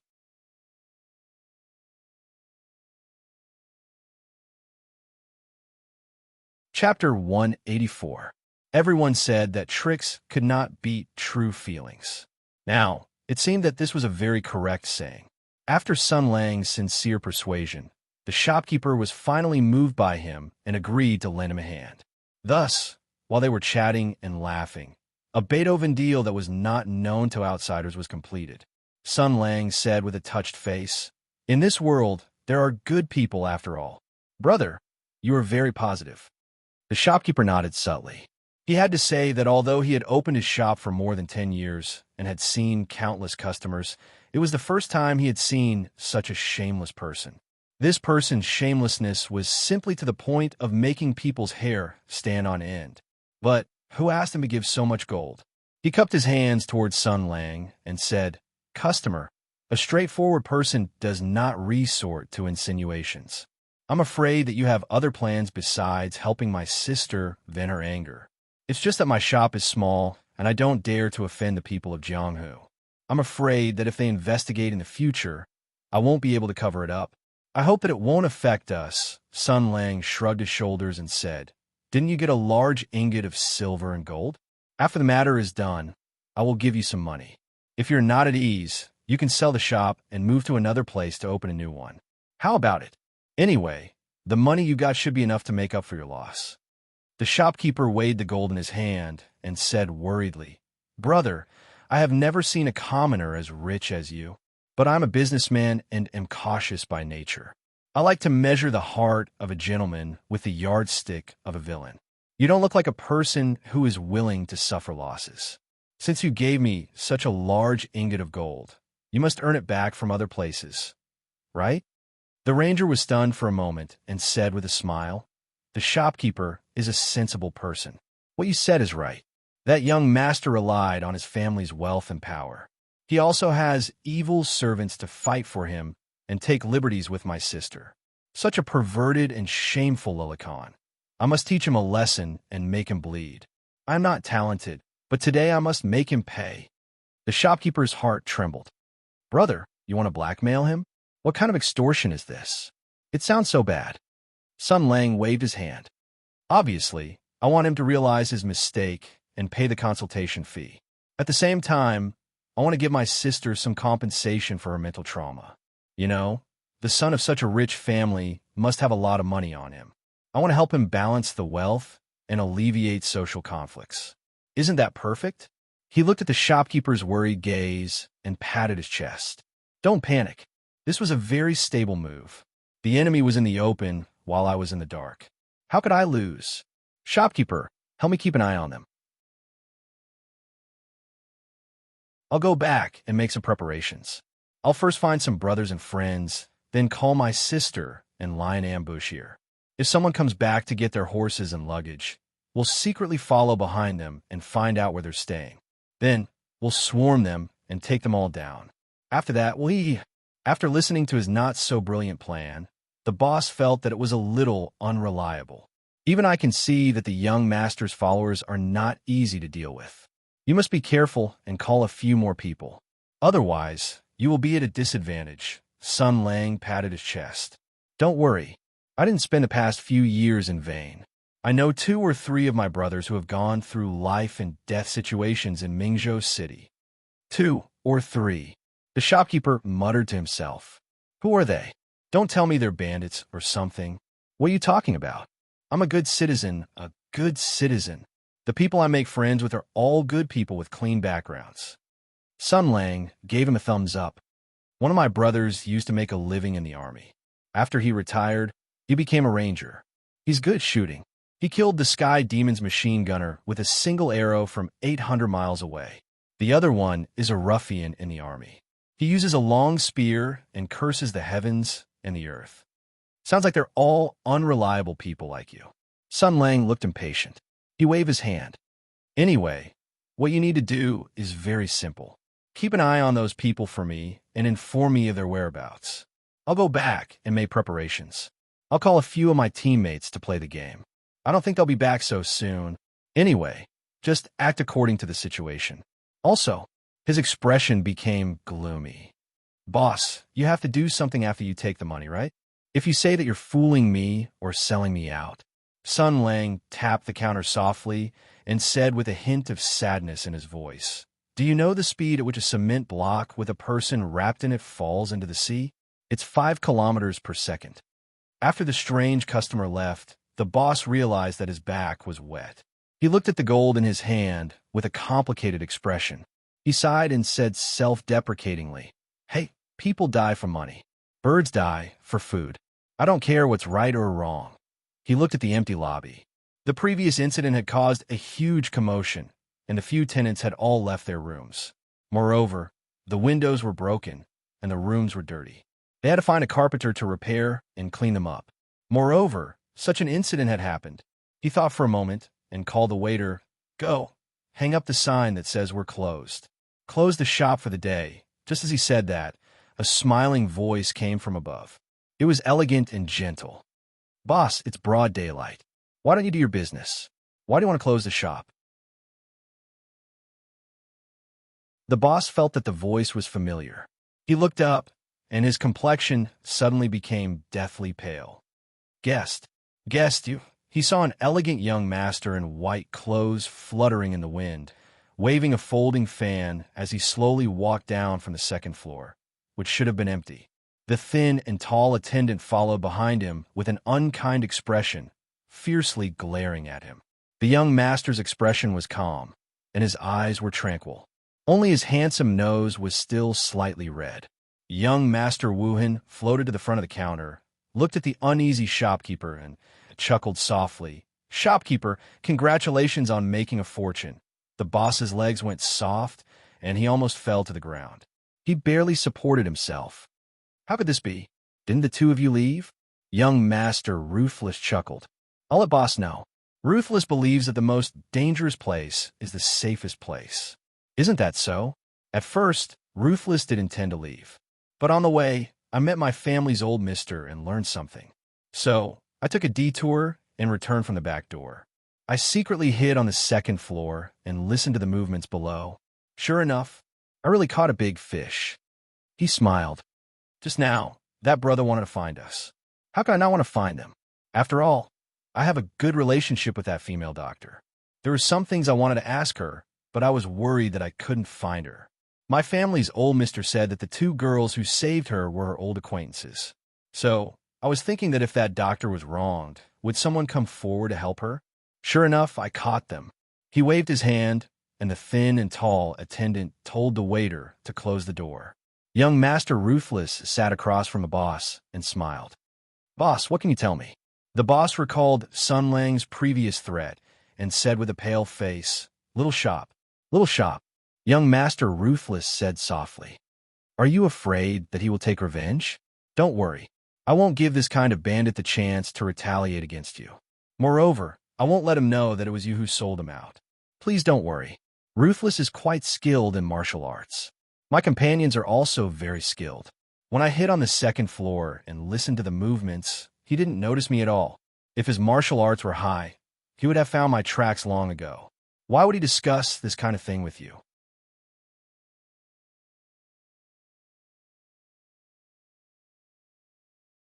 Chapter 185. Last time, it was said that tricks couldn't beat true feelings. It was true. Although he had been touched by Sun Lang's true feelings once before, the shopkeeper was moved again this time. Although young Master Wu Hen didn't take out any money, he performed a traditional ethnic skill. For example, he inserted his finger into the hard iron counter, like he was inserting tofu. As a result, the shopkeeper was deeply moved and felt that compared to money, traditional culture should be protected and promoted more. Therefore, he bowed his head to the forces of light. In order to show his sincerity, or perhaps because young Master Wu Hen didn't hear everything clearly, the shopkeeper repeated what Sun Lang had said to him. After young Master Wu Hen heard it, he muttered, "So, her name is Sima Ping. It just so happens that I don't know where to find her. If she delivers herself to my door, that would be great." He looked at the shopkeeper and revealed an elegant smile. "Shopkeeper, you heard what that rascal said just now. Young Master Wu Hen didn't bully his sister before. It's just that the origin of that little girl's sect is related to me. I wanted to ask about it in detail. Maybe I scared the little girl in a moment of desperation, so she jumped out of the window to escape. I felt very uneasy." The white-clothed young master said kindly, "But you also heard it. That rascal doesn't have good intentions and wants to gather people to blackmail me. Although young Master Wu Hen isn't talented, I can't let such a villain do as he pleases. Today, I must beat him at his own game and teach him a lesson so that he won't go down the path of evil." The shopkeeper lowered his eyes and thought to himself, "This young master's words are pleasant to hear and full of nonsense. He's no different from the previous customer. But what does this have to do with me? I'm a small business and know my place. I don't want to participate in the affairs of Jianghu. I can only take the helm according to the wind. Whether it's right or wrong, a small character like me can't do anything about it." Therefore, he cupped his hands and said, "Greedy, greedy. I'm ashamed. Since that's the case, I will follow your lead. May I ask what I can do for you?" Young Master Wu Hen smiled with satisfaction. "Shopkeeper is really smart. This Jianghu dispute has nothing to do with your shop. Don't worry, Wu Hen won't blame you, nor will she give that scoundrel a chance to retaliate against you. You only need to continue feigning civility with that scoundrel. Leave everything else to Wu Hen." He smiled and said, "Since that rascal wants to take the opportunity to blackmail Wu Hen, then I'll do as he wishes." However, the mantis stalks the cicada, unaware of the oriole behind. It's still unknown who will emerge victorious. Today, I'll let this rascal know that there are some people he can't afford to provoke. This elegant, noble young master gently stroked the long sword at his waist, and a soft hum faintly reverberated. His sword-like eyebrows raised, and he was in high spirits. "I hope that when the time comes, the sword in Wu Hen's hand won't have to be unsheathed. I'm afraid that staining my sword with the blood of such a scoundrel will dirty it." The shopkeeper looked at the charming and handsome, noble young master. Such an immortal-like character should have made him feel admiration and yearning. But for some unknown reason, although this young master's words and actions were elegant and courteous, they made him feel a bone-deep indifference and alienation. In contrast, the previous customer, although his mouth was full of nonsense, every word and expression carried a smile from the bottom of his heart. Although his mouth was also full of nonsense, it gave him an indescribable feeling. As if possessed, he weakly refuted, "Young master, be careful. The other party seems to have helpers." "Helpers?" Young Master Wu Hen was stunned for a moment. Then, he couldn't help but laugh. "You mean that retired archer who became a ranger, and that scoundrel who uses a spear?" Even he didn't brag about it. From this, it can be seen how crooked these two people are. Although Wu Hen's companions aren't top experts, they shouldn't be unable to deal with such characters. He didn't want to talk too much with the shopkeeper. After asking for a few more details, he couldn't help but feel more confident about the next step of the plan. After exhorting a few words, he called out to the tall and thin attendant, "There's no time to lose. Let's go. Gather everyone and prepare a big surprise for our friends who are about to visit." After exhorting the shopkeeper one last time, the two left through the back door. The tall and thin swordsman couldn't help but ask, "Young master, you were sure that there was something wrong with that boy before, so why didn't you capture him on the spot? If you had any questions, you could have just captured him and tortured him. What kind of questions couldn't you ask?" Young Master Wu Hen shook his head and smiled. "First, I was afraid of alerting the enemy. After all, We weren't in our best condition at the time. Moreover, there were only two of us. If we weren't careful and let him escape, then all the clues would have been lost. I couldn't take that risk. Second, my goal was never him, but that little girl from before. The swordsman hesitated for a moment before saying, "But, young master, this isn't our mission." "I understand your concerns," the young master said casually. "But there's no need to worry. This matter isn't just my personal matter. After this, I will report it to Master in detail. She also understands this matter and will certainly support my decision. If the operation fails, I will take full responsibility. If it succeeds, then all of us will be rewarded. So, I ask everyone to lend me a hand. Don't worry." Don't you know Wu Hen's character? The swordsman hesitated for a moment before finally shaking his head. "Alas, I don't care. You and Elder Qi are the leaders. You just have to convince him." A smile appeared on young Master Wu Hen's face. "Presumably, Elder Qi will also agree with my idea. After all, although it's not good, I still have to laugh a few times behind his back. Don't tell him." The swordsman also couldn't help laughing. This time, Elder Qi suffered a big loss. He will definitely think of a way to get revenge. Young Master Wu Hen laughed for a while. "All right, let's quickly gather our companions and make preparations. When you go to the inn to pick up your luggage, you will definitely be targeted by that scoundrel. After all, this is his plan. We will beat him at his own game and lead him and his helpers into the encirclement, then take them all down." He smiled faintly. "This scoundrel is also very clever. I hope he will do as he said and bring that little girl along. This way, it will save us a lot of trouble. After all, that little girl is the most important." The swordsman couldn't help but be curious and asked cautiously, "I heard young Master break that little girl's pulse-severing technique. What is her relationship with young Master?" "Well, this is related to the secrets of the sect. Please forgive Wu Hen for not being able to say too much." Young Master Wu Hen skillfully changed the topic, sent a secret signal to Elder Qi and the others. The swordsman was startled. "You won't meet with them?" "No. After what just happened, I have a feeling of uneasiness in my heart. It's better to be cautious. Before tonight, it's better not to meet with them." Young Master Wu Hen frowned. "I feel like I've overlooked something, but I can't remember." "Forget it. It's probably because my nose hasn't fully recovered yet. What problem can there be?"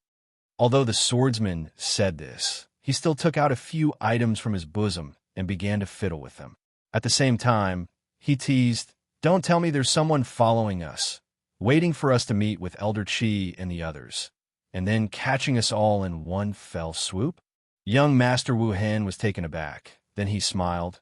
"Your storytelling skills aren't too good."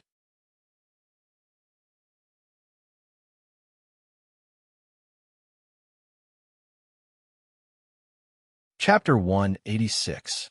As a commoner, of course, he needed to find enough helpers to challenge a powerful young master.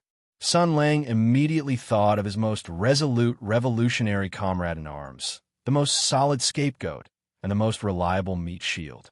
"So," Hu Shoshin looked at Sun Lang with a strange expression. "Do you have nothing better to do?" Sun Lang rolled his eyes and said impatiently, "You really don't know what's good for you.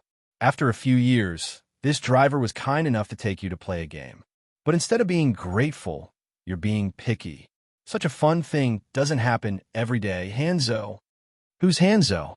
Old Hu shook his head like a rattle drum. No, I have to go home on time for dinner tonight." "What a coincidence, I also have to go home on time for dinner tonight, so let's finish quickly." Sun Lang said directly, "Archer, this is Saber's invitation. If you don't give face, then we can only follow the rules of the Holy Grail War." "What is that?" Old Hu said with a vigilant face. "And what do you want to do?" "Follow the rules of the Holy Grail War." "Old Hu, you have an extraordinary background and a noble status. You can't be compared to the coyotes. Let's follow the golden treatment of the Fourth Xinhai War." Sun Lang looked around and pointed to a place. "There's a latrine over there. If you don't agree, I'll beat you up and then sink you into the evil of this world." Hu Shoshin was stunned, and then he said angrily, "You dare?" Sun Lang dug his nose. "Why wouldn't I dare? You're not willing to play games with me, and you're not willing to enter the evil of this world. This makes it very difficult for me." However, we're good brothers and have a friendship, so I can give you a way out. Let's compete, but don't hurt our friendship. How about this? Let's not use internal force. Let's just compete with swordsmanship. Shameless. Shameless. Hushoshin said angrily. Why don't you compete with riding and shooting? Sun Lang laughed. There's no need to compete.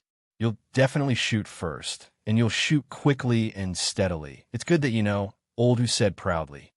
So, why do you have to find me? Isn't Chow Patao here, too? She's much more obedient. Even if you want to commit murder and arson, she'll follow you. Chow Patao was your biggest accomplice and lackey when you did those immoral things in the army. It's a good opportunity to relive old memories. Sun Lang waved his hand. Firstly, Chow Patao is with me right now. If I call her out, Yin Luo and the others will definitely feel that something is wrong. Secondly, no matter what, Chow Patao is still a girl. If she sees some things, it will damage my image and reputation. Bah, do you still have a good reputation? Hushoshin looked at him coldly. What do you want? Sun Lang blushed and scratched his head in a simple and honest manner. That, your ranger guild. Do you have water dragons or something? Hushoshin said coldly, no, get out of here. That thing is used to pump water and put out fires. Only the military patrol shops are equipped with it. Putting out fires is their responsibility. It's none of our business. He looked at Sun Lang, and his suspicion grew. What do you want a water dragon for? The ranger said as if nothing had happened. I just want to teach those donkeys a lesson. They actually want to trick me. They're blind. But you know, I've been eating vegetarian recently. I'm particular about being kind to others and leaving a way out. So, I won't torture them to death, right? So, I want to prepare a water dragon for emergencies. Boring. Hushoshin snorted. Even if those people provoked you, why don't you just go up and beat them up? If you're not angry, just beat them up again. If you're not angry, just kill them. Why do you have to go through so much trouble? What's the point of going around in such a big circle? You even want to prepare a water dragon for emergencies? Are you going to set them on fire? Sun Lang smiled mysteriously. I have my own plan. You'll know when the time comes. I don't want to know. Hushoshin waved his hand and turned to leave. Anyway, I'm not going. I'm not going. The ranger said gloomily behind him, Leader Hu, if you don't go, I'll have to use my plan on you first. Hushoshin's expression became incomparably gloomy. He turned to Sun Lang and gave him the middle finger. This was a gesture that he had learned from Sun Lang a long time ago that represented friendship and admiration. Damn you! No matter how many years have passed, your shameless personality hasn't changed at all. He thought of the mysterious smile on Sun Lang's face. The more he thought about it, the more panicked he became. Hey, how about this? I'll lend you a water dragon, and then you'll stop bothering me. Is that okay? The ranger said proudly, I don't need you to lend it to me. I've recently found a delicious bowl of soft rice. One water dragon is not enough. I'll send a message to Miss Zhao. I'll have 3 water dragons. Damn it, it's so good to be a gigolo. What's there to be proud of? Sun Lang snorted. You're such a chauvinist. What's wrong with living off a woman? Let's not talk about this. Let's talk about my action plan. They're going to beat me in my own game. They're going to lead me into their encirclement and give me a big surprise. Since the snot-nosed child is so witty and resourceful, if I don't take advantage of the situation and do what he wants, won't it be a waste of his efforts? Now, we'll split into 2. You help me find some hooligans and then inform Six-Fan School. Like this and this and this. Hushoshin listened for a moment and rolled his eyes. That's it? It sounds so boring. Sun Lang dug his nose. What else do you want? Isn't it better to be ordinary? Hushoshin looked at Sun Lang's innocent eyes and seemed to think of something. He suddenly changed color. Don't tell me you're going to throw that canned herring again. I'm warning you, don't mess around. Damn it, just thinking about the smell makes me want to vomit. The ranger said seriously, Nonsense. Am I that kind of person? What's with that look in your eyes? Okay, I promise you. I promise you, okay? If I throw canned herring, my great health will never disappear. Is that okay?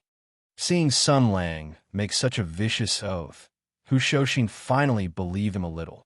He stared at Sun Lang for a moment and then shook his head. Forget it.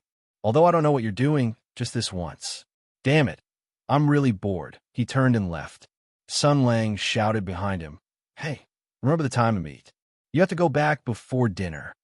Hu Shouxin waved his hand, indicating that he understood. Sun Lang looked at his back, touched his chin, and smiled brightly. He took out a pen and paper from his pocket and wrote a few lines on the paper.